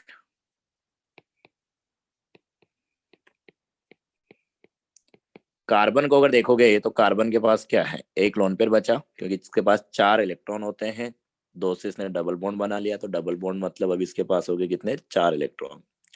तो 4 इलेक्ट्रॉन तो बॉन्ड के आ गए, और 2 इलेक्ट्रॉन अपने पास है लोन पेयर। तो इसके पास तो अभी क्या है, 6 ही इलेक्ट्रॉन है। तो 6 इलेक्ट्रॉन है, मैक्सिमम 8 रख सकता है, तो मतलब 2 इलेक्ट्रॉन और आ सकते हैं इसके पास। तो ये क्या करेगा कि मैक्सिमम 8 रख सकता है, तो इसके पास क्या रहेगा, वैकेंट ऑर्बिटल रहेगा, या वैकेंट करवा लेगा। ऑक्सीजन के पास क्या है, लोन पेयर है, तो ऑक्सीजन अपना क्या करेगा, लोन पेयर जो है कार्बन के वैकेंट ऑर्बिटल में कोऑर्डिनेट करेगा। तो अगर कोऑर्डिनेट करेगा तो इसको ऐसे रिप्रेजेंट करेंगे, कार्बन और ऑक्सीजन के बीच डबल बॉन्ड था, एक अपने पास क्या है, कोऑर्डिनेट बॉन्ड है। ठीक है, और अगर कोऑर्डिनेट बॉन्ड को तुमको क्या करना है, अच्छा पहले मैं लोन पेयर दिखा देता हूँ। यहाँ पर देखोगे तो कार्बन के पास एक लोन पेयर था, तो इसके पास तो ऐसे कैसे रहेगा, क्योंकि इसका लोन पेयर तो कोऑर्डिनेट बॉन्ड में जा नहीं रहा है। ऑक्सीजन के पास 2 लोन पेयर था, तो एक लोन पेयर ऐसे ही रहा, एक लोन पेयर जो ये वाला इसने कोऑर्डिनेट बॉन्ड में डाल दिया, मतलब ये वाला बॉन्ड जो है ऑक्सीजन के लोन पेयर से बना है। तो ऑक्सीजन के पास अब क्या बचेगा, एक ही लोन पेयर बचेगा। तो या तो ऐसे सोचो, या फिर पहले क्या कर दो, कोऑर्डिनेट बॉन्ड को कोवलेंट बॉन्ड से रिप्लेस कर दो। तो अगर कोऑर्डिनेट बॉन्ड को कोवलेंट बॉन्ड से रिप्लेस करोगे तो अपन ने बोला कि जो डोनर एटम है, तो यहाँ पे डोनर एटम क्या है, ऑक्सीजन, तो डोनर एटम पे आएगा पॉजिटिव, और एक्सेप्टर पे अपने पास आएगा क्या, नेगेटिव। तो अगर कोऑर्डिनेट बॉन्ड को कोवलेंट से रिप्लेस कर देते हो तो अपने पास एक तरीके से 3 बॉन्ड हो गए, that is triple bond, oxygen पे पॉजिटिव, कार्बन पे नेगेटिव। तो कार्बन पे नेगेटिव मतलब अपन नॉर्मली बोलते हैं कि कार्बन के पास 4 इलेक्ट्रॉन होते हैं, तो 4 में से उसने 3 के साथ तो बॉन्ड बना दिया, एक इलेक्ट्रॉन बचेगा और एक अपने पास माइनस के साथ आ जाएगा, मतलब लोन पेयर। कि कार्बन माइनस मतलब 5 इलेक्ट्रॉन हो गया बेसिकली, तो 3 से ट्रिपल बॉन्ड बना लिया और एक अपने पास रह गया लोन पेयर। ऐसे ऑक्सीजन की बात करोगे तो ऑक्सीजन के पास अपने पास 6 वैलेंस इलेक्ट्रॉन होते हैं, तो अभी अपने पास क्या है, ऑक्सीजन प्लस, तो एक तरीके से 5 ही रह जाएंगे। तो 5 में से अपने पास 3 से बॉन्ड बना लिया, एक अपने पास लोन पेयर, तो ऐसे भी निकाल सकते हो। तो कैसे फाइंड कर सकते हो, तो ठीक है, क्लियर है क्या ये? Yes sir. तो ये अपने पास कार्बन मोनोऑक्साइड के स्ट्रक्चर है।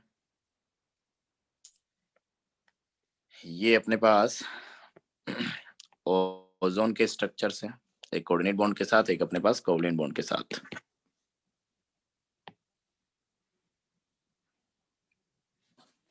तो ऐसे अपन पहले HNO3 का बनाया, ठीक है। इसमें अपने पास एक जो कॉमनली तुम्हारे पास आएगा जिसमें कोवलेंट बॉन्ड तुमको मिले, सॉरी कोऑर्डिनेट बॉन्ड मिलेगा, वो अपने पास होता है ऑर्गेनिक में ग्रुप आता है अपने पास नाइट्रो ग्रुप। नाइट्रो ग्रुप क्या होता है?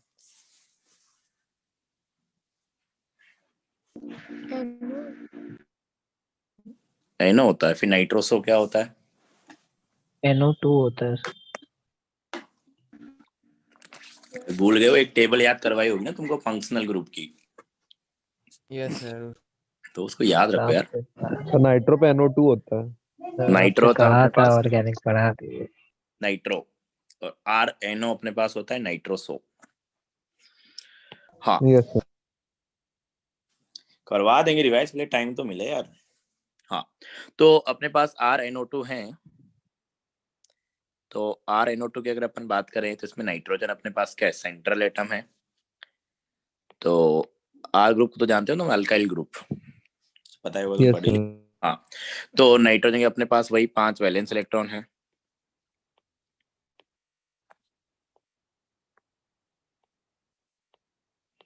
तो 5 वैलेंस इलेक्ट्रॉन हो गए। और वापस वही अपने पास सेकंड पीरियड का एलिमेंट आ गया। तो जैसे मैंने बोला था कि अपने को चेक करना पड़ेगा एक एक बॉन्ड कनेक्ट करके कि कहीं ऑक्टेट तो उसका 8 से ज्यादा इलेक्ट्रॉन तो नहीं हो जा रहे उसके पास। तो RNO2 है अपने पास, तो R अपने पास क्या हो गया? अल्काइल सर ग्रुप हो 5 गया। इलेक्ट्रॉन हो गए ना यस नाइट्रोजन। सर, 6 बना दिए। 6 बना दिया। हाँ तो R अपने पास क्या है? अल्काइल ग्रुप है।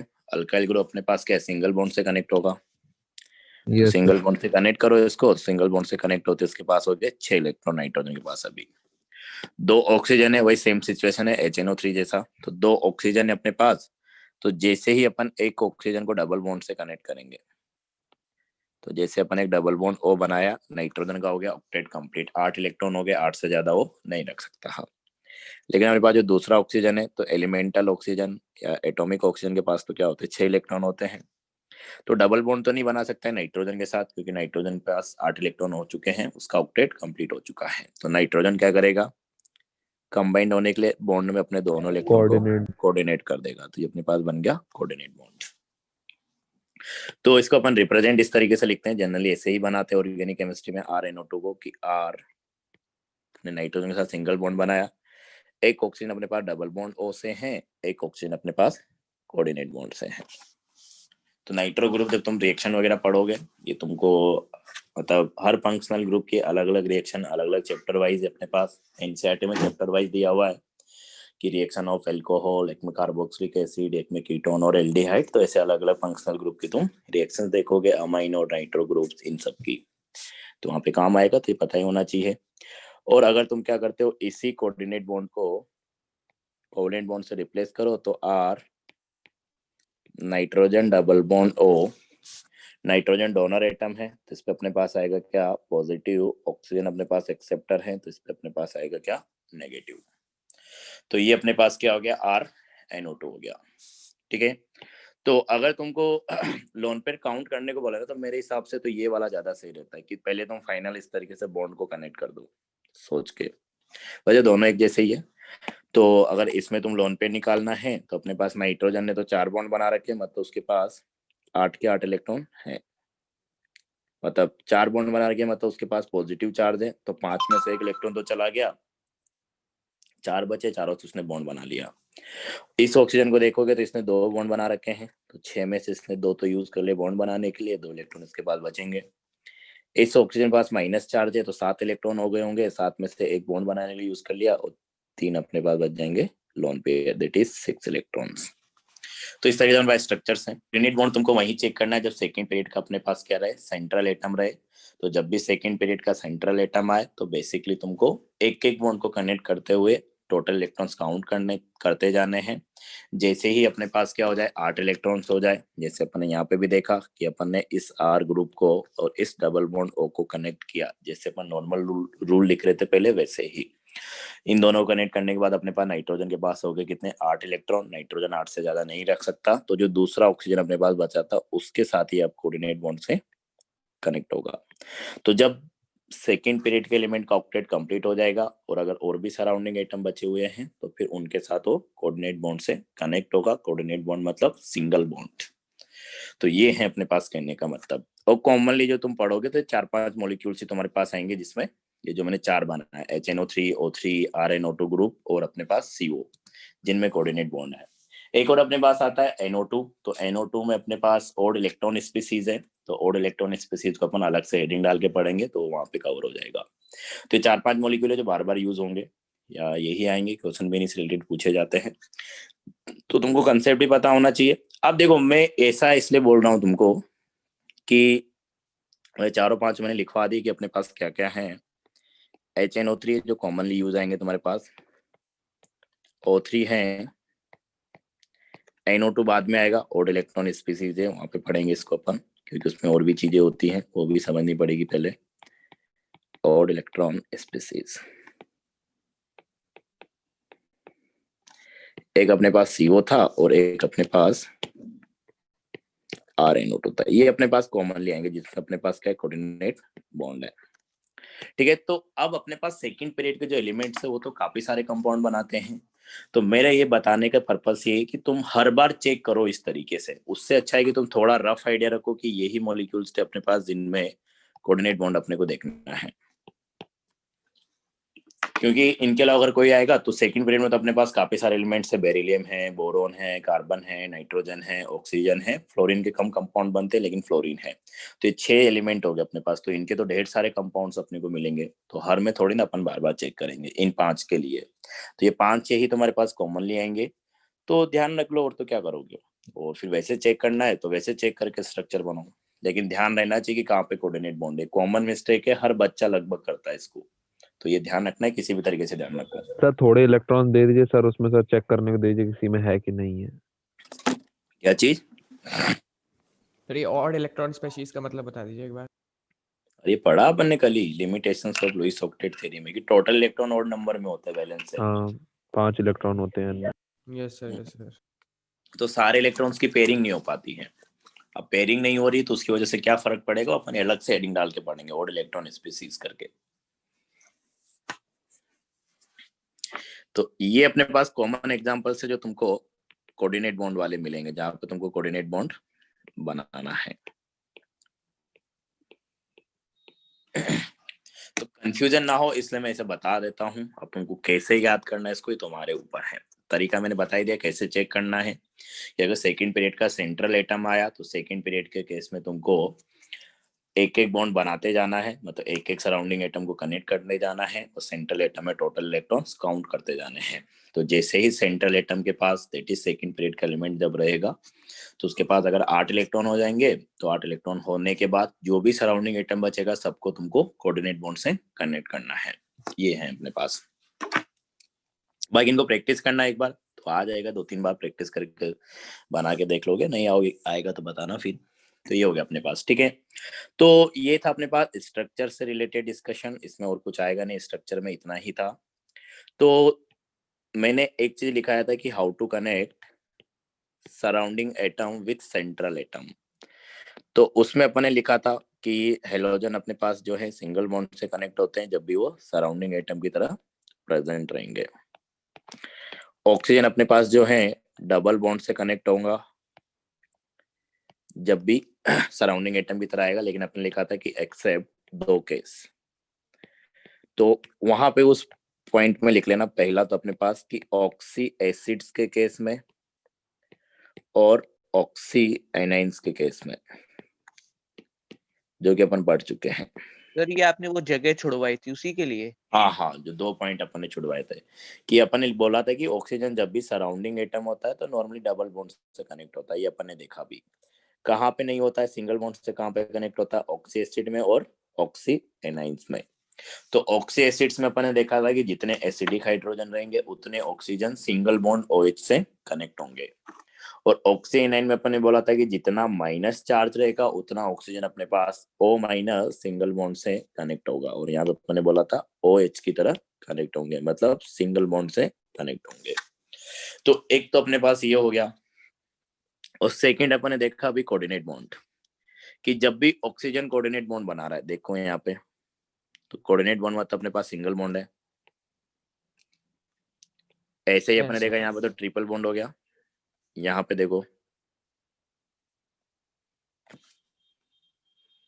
और HNO3 में सेम ही कैसे कहाँ गया, ये देखो। तो सेकंड पॉइंट में ये लिखना, मैं पूरा लिखवा देता हूँ उसमें, कहाँ गया, हाँ। तो सेकंड पॉइंट ऐसे लिखना वहां पे कि in case of second period element is central atom with possibility of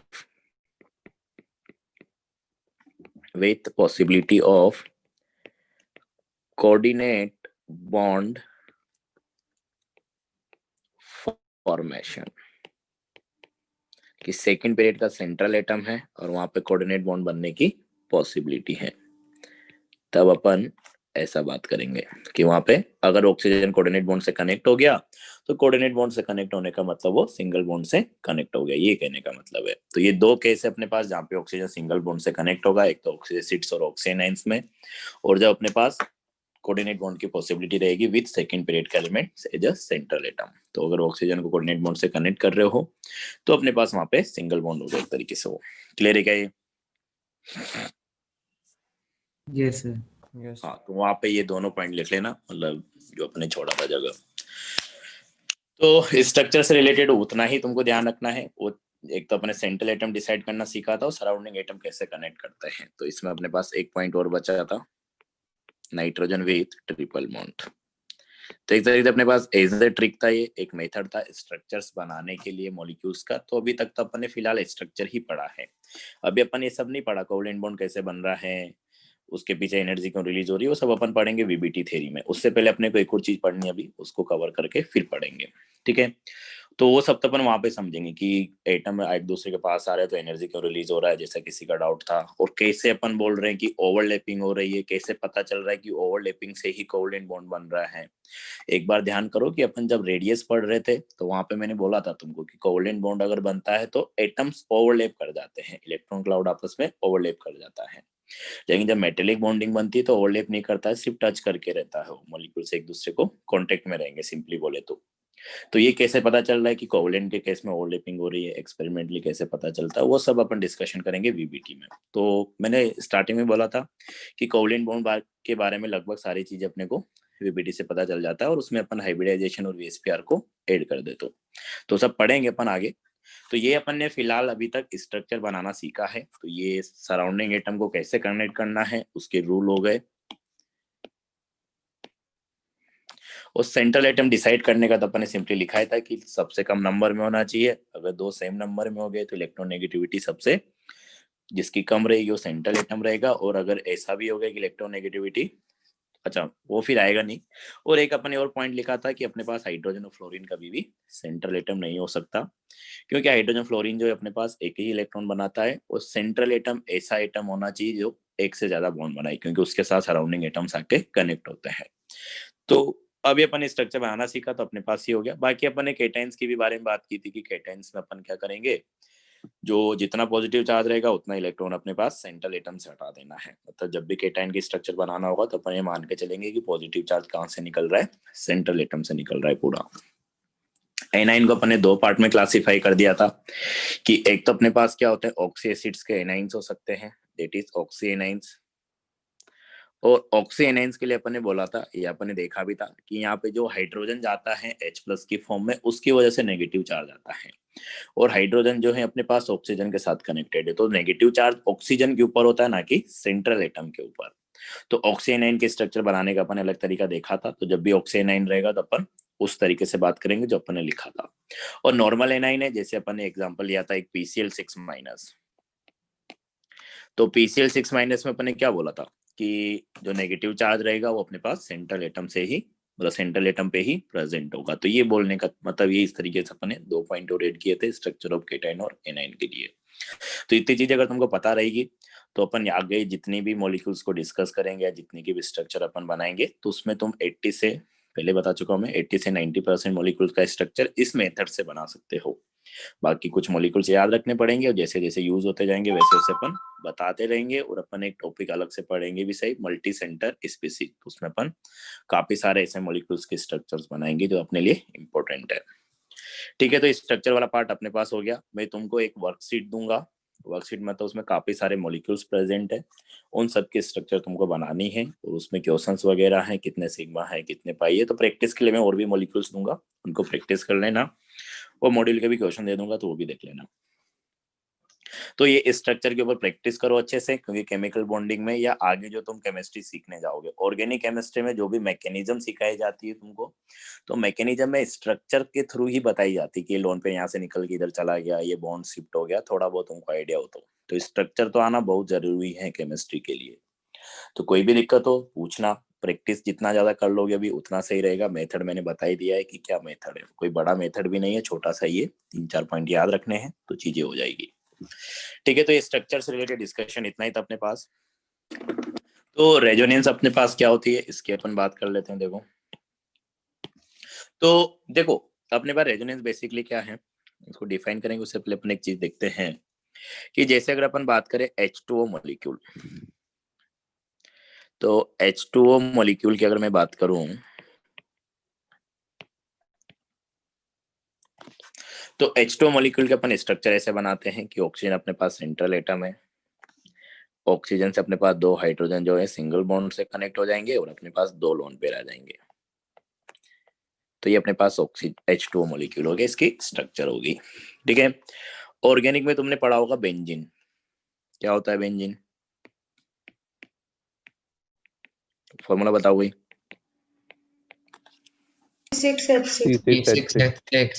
C6H6 alternate double bonding. Alternate double bond, बहुत बढ़िया।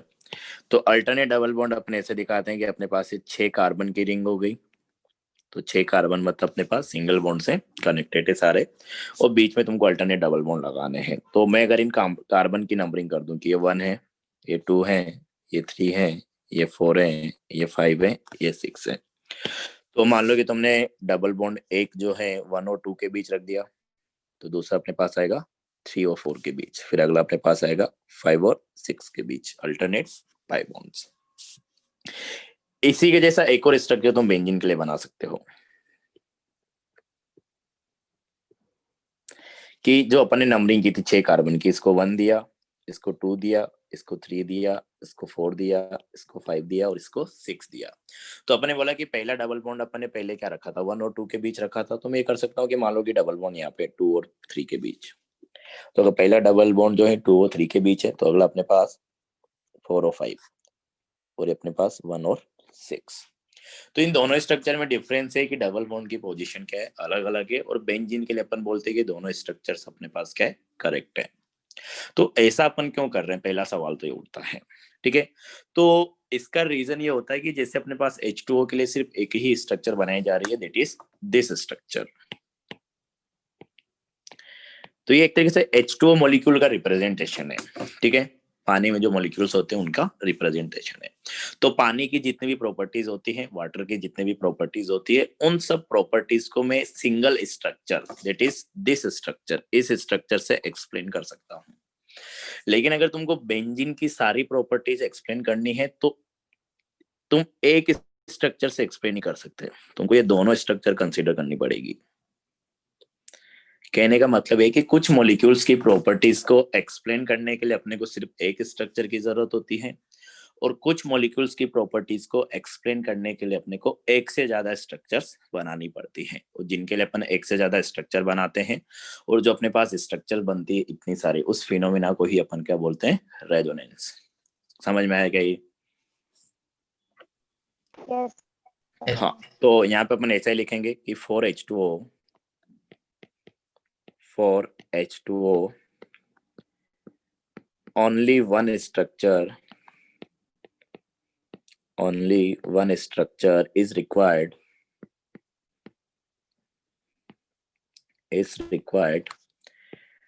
to explain its properties या its all properties। अपन एग्जांपल भी लेंगे, मतलब प्रॉपर्टीज तो भी अपन उतनी डिस्कस नहीं की, ना ही H2O की ना ही बेंजीन की, लेकिन अपन एक बॉन्ड ऑर्डर के बारे में बात करेंगे, उसके बेसिस पे अपन एक्सप्लेन करेंगे कि H2O में एक्चुअल में बॉन्ड ऑर्डर क्या होता है, और इस स्ट्रक्चर के हिसाब से अपन बता सकते हैं। और बेंजीन के अंदर एक्चुअल बॉन्ड ऑर्डर क्या होता है और दोनों स्ट्रक्चर की हेल्प से अपन बता पाएंगे वो, तो अपन अभी समझेंगे उसको भी आगे, ठीक है। लेकिन अपने पास बेंजीन है, इसके लिए अपने को 2 स्ट्रक्चर बनानी पड़ेगी। फॉर बेंजीन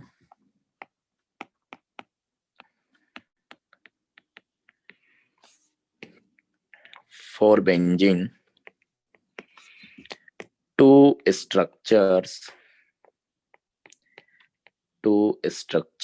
are required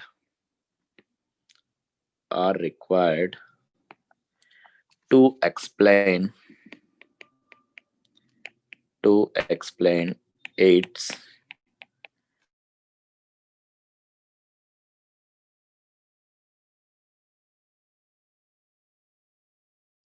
तो अपन लिख रहे थे कि बेंजीन के लिए अपने को क्या करना पड़ेगा, 2 स्ट्रक्चर डिफाइन करनी पड़ेगी, ये लिखा था।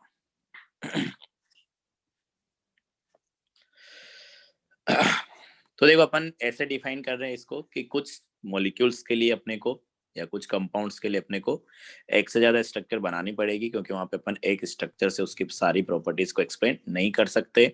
तो जो एक से ज्यादा स्ट्रक्चर्स आ रहे हैं उनको अपन नाम देते हैं रेजोनेटिंग स्ट्रक्चर्स, और इस पूरे फिनोमिना को अपन बोलते हैं रेजोनेंस। तो ये है अपने पास। तो वही लिख रहा था मैं कि for certain molecules it is not possible to explain all properties with the help of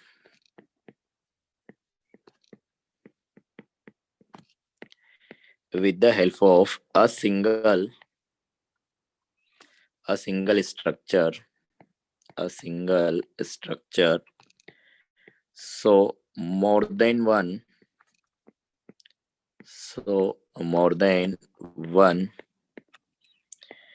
structures are required. More than one structures are required to explain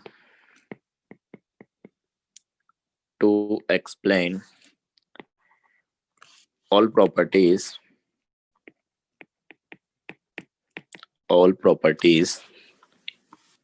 of the molecule, and all these structures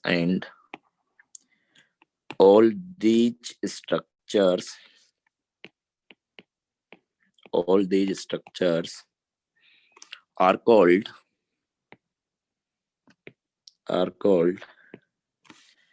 resonating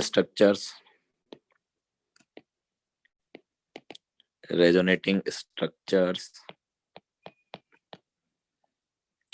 या फिर अपन इनको नाम देते हैं क्या, canonical structures. क्या discuss किए थे क्या ऑर्गेनिक में तुम लोग? और कंट्रीब्यूटिंग, अच्छा स्कूल में पढ़ा होगा, कंट्रीब्यूटिंग स्ट्रक्चर्स। ओके, तो इस तरीके से अपन इनको नाम देते हैं, ठीक है। तो ये तो अपने पास डेफिनेशन वाइज बात हो गई। अब वापस अपन उसी पे आते हैं कि किस तरीके से अपन प्रॉपर्टीज की बात कर रहे हैं। तो अगर अपन एक तरफ बना ले H2O का स्ट्रक्चर, जो अपन 2 को कंपेयर कर रहे थे, और एक तरफ अपन बना ले क्या, बेंजीन का स्ट्रक्चर। तो अपन ने बोला कि 2 स्ट्रक्चर अपने को बनानी पड़ेगी इस तरीके से। एक ऐसे आ गया, और एक अपने पास बेसिकली क्या था कि जैसे अपन इसका नंबरिंग कर दिया 1 2 3 4 5 6। तो अभी यहाँ पे क्या था अपने पास कि 1 और 2 के बीच डबल बॉन्ड था, तो यहाँ पे अपन क्या करेंगे, 1 और 2 के बीच सिंगल बॉन्ड रखेंगे। नंबरिंग इसको कर देते हैं 5 6। तो यहाँ पे अपन ने बोला कि 1 और 2 के बीच डबल बॉन्ड है, और 2 और 3 के बीच अपने पास क्या इसमें सिंगल बॉन्ड है। तो अपन ने अभी क्या किया कि 2 और 3 के बीच अपन ने डबल बॉन्ड रख दिया। यहाँ पे 3 और 4 के बीच डबल बॉन्ड था, तो अभी अपन ने 3 और 4 के बीच सिंगल बॉन्ड रखा। 4 और 5 के बीच यहाँ पे सिंगल बॉन्ड था, तो अपन ने यहाँ पे डबल बॉन्ड कर दिया। तो वही चेंज कर दी पोजीशन डबल बॉन्ड की, और कुछ नहीं किया। तो अभी 1 और 6 पे आ जाएगा। तो अपन ये 2 रेजोनेटिंग स्ट्रक्चर बना रहे बेंजीन के लिए।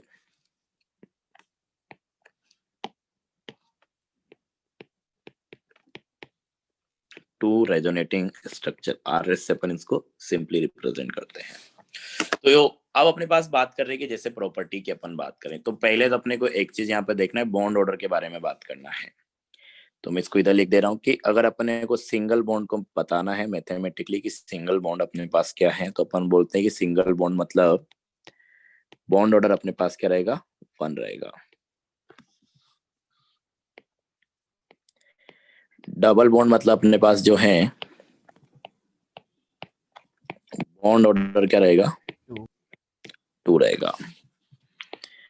और ट्रिपल बॉन्ड मतलब अपने पास क्या है कि बॉन्ड ऑर्डर अपने पास क्या है, 3 है।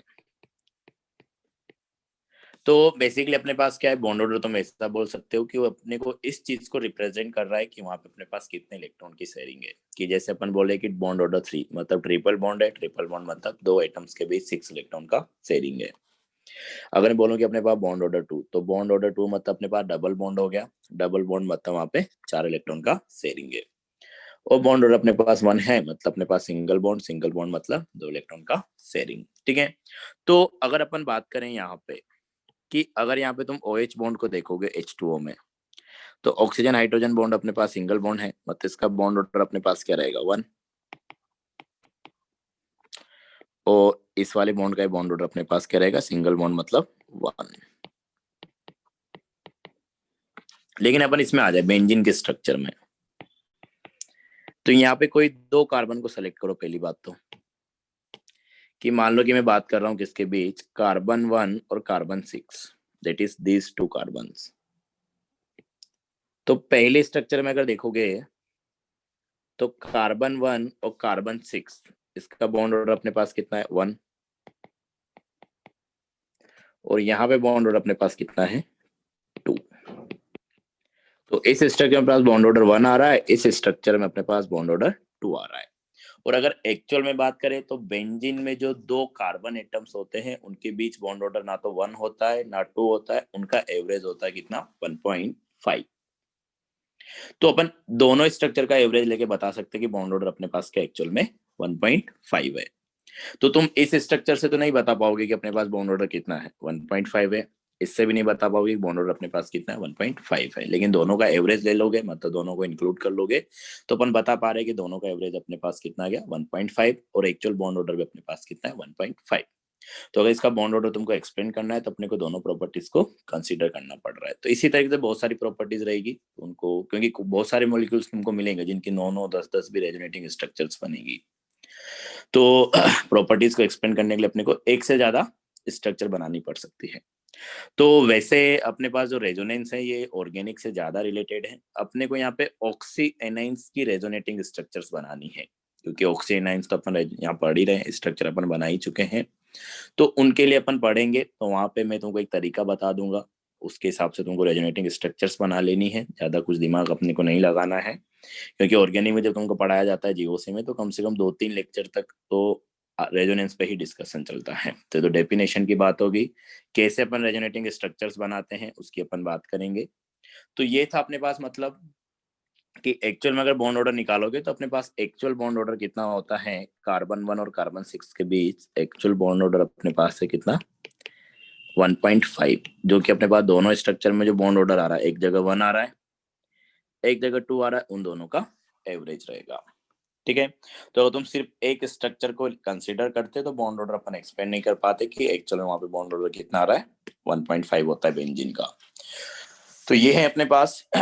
और बॉन्ड ऑर्डर निकालने के लिए अपने पास क्या होता है, फॉर्मूला अपन ये लगाते हैं। यहाँ तो 2 ही स्ट्रक्चर्स थी, जैसे मैंने बोला कि अपने पास काफी सारी स्ट्रक्चर्स आ सकती हैं, 8, 9, 10 इतनी सारी बन जाती है बहुत सारे मॉलिक्यूल्स के लिए। तो वहां पे अपन कैसे करेंगे, तो अपन एक फॉर्मूला लिखते हैं कि जिन 2 एटम्स के बीच तुमको बॉन्ड ऑर्डर निकालना है तो वहां पे तुमको क्या करना है कि total number of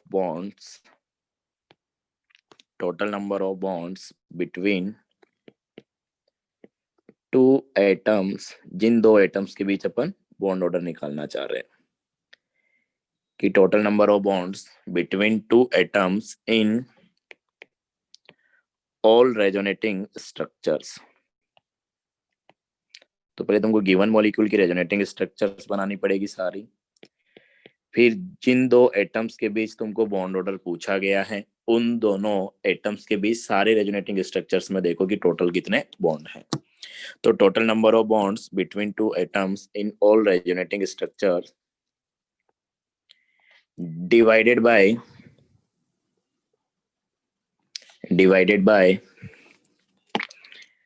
number of resonating structures. Number of resonating structures basically average ही होगा एक तरीके से, ठीक है। तो अगर अपन देखें तो अपन बात कर रहे थे किसके लिए, कार्बन 1 और कार्बन 6 के लिए बॉन्ड ऑर्डर निकाल रहे थे। तो यहाँ पर अगर देखोगे तो इसमें एक स्ट्रक्चर अपने पास क्या है, सिंगल बॉन्ड है, एक स्ट्रक्चर अपने पास क्या है, डबल बॉन्ड है। तो कार्बन 1 और कार्बन 6 के बीच यहाँ पे एक बॉन्ड है, यहाँ पे अपने पास 2 बॉन्ड है। तो टोटल बॉन्ड तो अपने पास क्या हो गए दोनों स्ट्रक्चर में 3। तो टोटल बॉन्ड अपने पास हो जाएंगे कितने, 3 डिवाइडेड बाय रेजोनेटिंग स्ट्रक्चर कितनी है, 2। तो एक्चुअल बॉन्ड ऑर्डर अपने पास कितना आ रहा है, 1.5। तो ये अपने पास बॉन्ड ऑर्डर का फॉर्मूला है। तो जहाँ पे भी रेजोनेंस होगी वहां पे तुमको इस फॉर्मूले को लगा के बॉन्ड ऑर्डर फाइंड करना है। तो मैंने बोला अभी तो अपन क्या देखेंगे, ऑक्सीजनाइंस को ही देखेंगे। तो ऑक्सीजनाइंस के केस में तुमको चेक करना पड़ेगा अगर, तो बॉन्ड ऑर्डर तुम यहाँ से निकालोगे। ये समझ में आएगा बॉन्ड ऑर्डर का फॉर्मूला? Yes sir. सर एक बात बताइए, हाँ पूछिए। अगर हमें सारे स्ट्रक्चर्स नहीं पता है तो कोई ट्रिक नहीं है याद करने की बॉन्ड ऑर्डर को? हाँ ट्रिक है, वो लास्ट में बताएंगे। Okay sir. सर एक सेकंड का फॉर्मूला कॉपी कर ली, एक सेकंड यहाँ रोकिए स्क्रीन। हाँ बिल्कुल रुका हुआ है स्क्रीन, बैटरी भी चली गई तुम्हारे बोलते ही। सर है ही अशुभ ही। खास है सर, अब क्या करें। है ही सर अशुभ। क्या सर ठीक है, total number of bond between, इसमें तो सर 3 + 3 6 होना चाहिए सर। 3 उधर है, 3 इधर। अरे 3 कहाँ गए, आते हैं उस पर को। हाँ कहाँ 3 आगे बताओ। ये अपने पास स्ट्रक्चर 1 है। हाँ तो स्ट्रक्चर 1 में सर 3 है और स्ट्रक्चर 2 में 3 है। Between two atoms. 2 एटम के बीच देखना जहाँ पे अपने को बॉन्ड ऑर्डर निकाला, अपने को कार्बन 1 और कार्बन 6 के बीच का बॉन्ड ऑर्डर निकालना है ना। अच्छा तो जिन 2 एटम्स के बीच तुमको बॉन्ड ऑर्डर पूछा गया, बॉन्ड ऑर्डर हमेशा 2 एटम्स के बीच पूछा जाएगा। Okay sir. तो उन्हीं 2 एटम्स को देखना है। जैसे अपन यहाँ पे कार्बन 1 और कार्बन 6 लिख दिया, तो यहाँ पे एक बॉन्ड था, यहाँ पे 2 बॉन्ड, तो टोटल 3 होंगे ना। सर ये कोई फिजिकल वैल्यू है, मतलब इसको एक्सपेरिमेंटली डिड्यूस कर सकते हैं क्या हम लोग? हाँ बिल्कुल। Okay sir. फॉर्मूला ये पढ़ोगे रेजोनेंस में। हाँ फॉर्मूला दिखा देते हैं तुमको।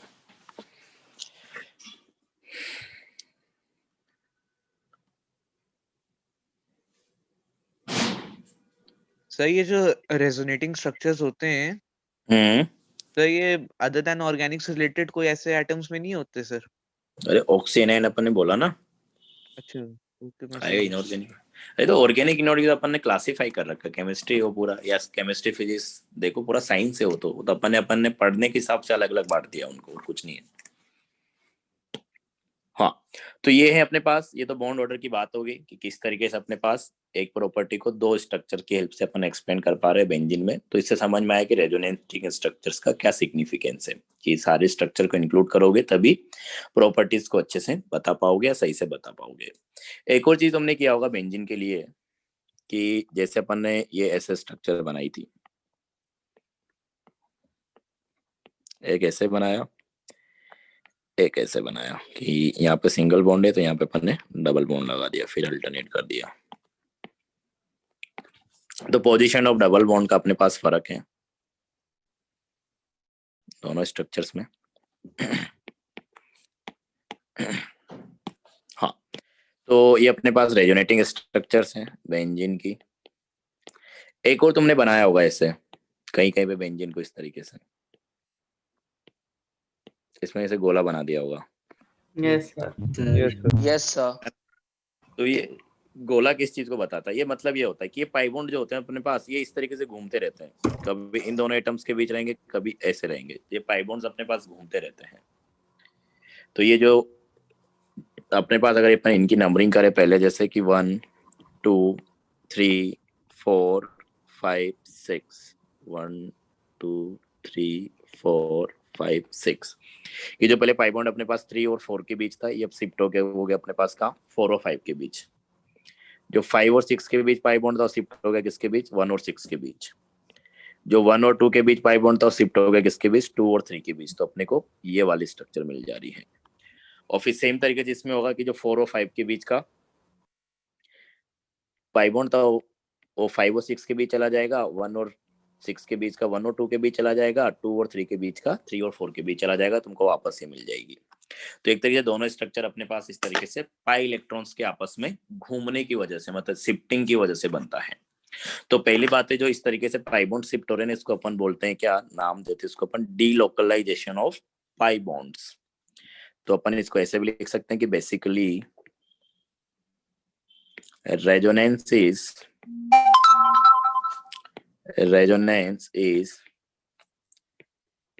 delocalization of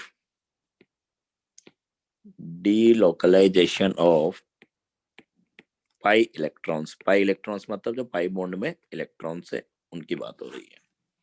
तो basically resonance is the delocalization of pi electrons. तो ये मतलब ऐसा बोला भी जाता है, तो ये भी ध्यान रखना है क्योंकि स्टेटमेंट के फॉर्म में आ जाता है। डीलोकलाइजेशन मतलब अपन क्या बोलते हैं, पहले भी अपन बात कर चुके हैं, लोकलाइज्ड। तो लोकलाइज्ड मतलब क्या होता है कि एक चीज एक जगह पे वो प्रेजेंट है, और डीलोकलाइज मतलब वो एक से ज्यादा जगह पे प्रेजेंट है, मतलब फिक्स नहीं है उसकी जगह। तो इलेक्ट्रॉन यहाँ पे वही है कि पाई बॉन्ड जो है एक जगह से दूसरी जगह भी घूम रहे हैं, तो अपन नहीं बोल सकते कि वो एक पर्टिकुलर 2 एटम्स के बीच ही रहेंगे। तो ये है अपने पास। और अपन जो ये इसको रिप्रेजेंट करते हैं, मतलब ये अपने पास इसी चीज को बता रहा है कि जो पाई इलेक्ट्रॉन्स थे अपने पास, देखो अपने सिग्मा इलेक्ट्रॉन्स तो ऐसे दिखा दिए, तो जो सिग्मा बॉन्ड थे तो अपन ऐसे दिखा दिए रिंग की फॉर्म में, कार्बन कार्बन सिंगल बॉन्ड। और पाई इलेक्ट्रॉन्स के लिए अपन क्या बना, जैसे गोला बना दे रहे, तो गोला इसी चीज को बता रहा है कि अपने पास पाई इलेक्ट्रॉन्स इसमें घूम रहे हैं एटम्स के बीच ड्यू टू रेजोनेंस। ठीक है, तो यहाँ पे एक तो ये बात हो गई। एक और चीज अपने पास लास्ट, इसको डिस्कस कर लेते हैं, फिर इतना ही रखेंगे आज तो, कि इनको अपन बोल रहे हैं रेजोनेटिंग स्ट्रक्चर्स। तो बेसिकली अपन ये बोलते हैं कि जो रेजोनेटिंग स्ट्रक्चर है ना, वो अपने पास थ्योरेटिकल स्ट्रक्चर है, थ्योरेटिकल स्ट्रक्चर।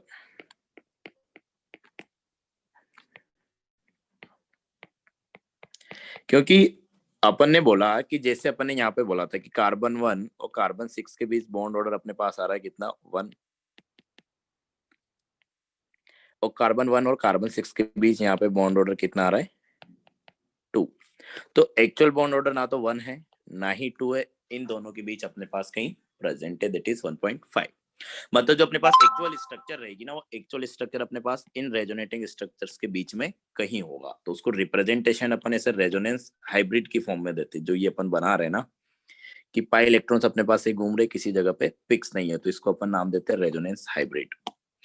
तो इसको अपन एक्चुअल स्ट्रक्चर बोलते हैं कि पाई इलेक्ट्रॉन्स कहीं पे घूम रहे हो, फिक्स नहीं रहेंगे। जैसे अपन यहाँ पे तो फिक्स करके दिखा दे कि 3 और 4 के बीच पाई बॉन्ड है, 5 और 6 के बीच पाई बॉन्ड है, 1 और 2 के बीच पाई बॉन्ड है। तो एक्चुअल में ऐसा नहीं है, तो पाई इलेक्ट्रॉन्स घूम रहे हैं। तो जो बॉन्ड ऑर्डर आएगा दोनों का एवरेज आएगा, दैट इज 1.5। तो रेजोनेंस हाइब्रिड बनाते कैसे हैं उस पर भी अपन बात करेंगे। बेंजीन में तो अपन डायरेक्ट सर्कल बना दिया, हर जगह ऐसा नहीं होता। अपन जब स्ट्रक्चर बनाएंगे अभी ऑक्सीनाइंस की, तो वहां पे भी मैं बताऊंगा कि अपने पास किस तरीके से रेजोनेंस हाइब्रिड को रिप्रेजेंट किया जाता है। तो ये अपने पास थ्योरेटिकल स्ट्रक्चर्स हैं, क्योंकि एक्चुअल जो रहेगा वो तो इन दोनों के बीच में कहीं रहेगा। तो ये जो रेजोनेंस हाइब्रिड है, इसको अपन बोलते हैं कि अपने पास नाम तो पहले देते हैं इसको अपन रेजोनेंस हाइब्रिड। जो ये अपन ये वाला स्ट्रक्चर है, इसको कैसे बनाते हैं इसकी अपन बात करेंगे जब एग्जांपल्स पढ़ेंगे। तो रेजोनेंस हाइब्रिड है और इसी को अपन बोलते हैं कि ये एक्चुअल स्ट्रक्चर है।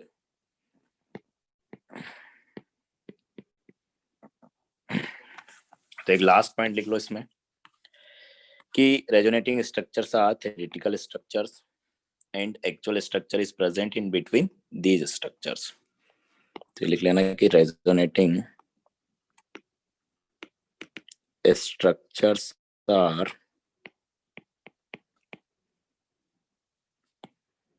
theoretical structures,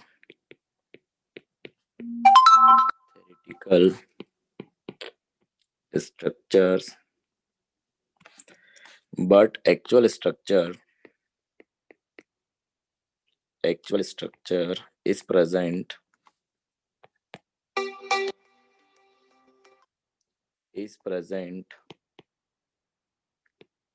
is present in between these resonating structures, these structures। called resonance hybrid. Resonance hybrid.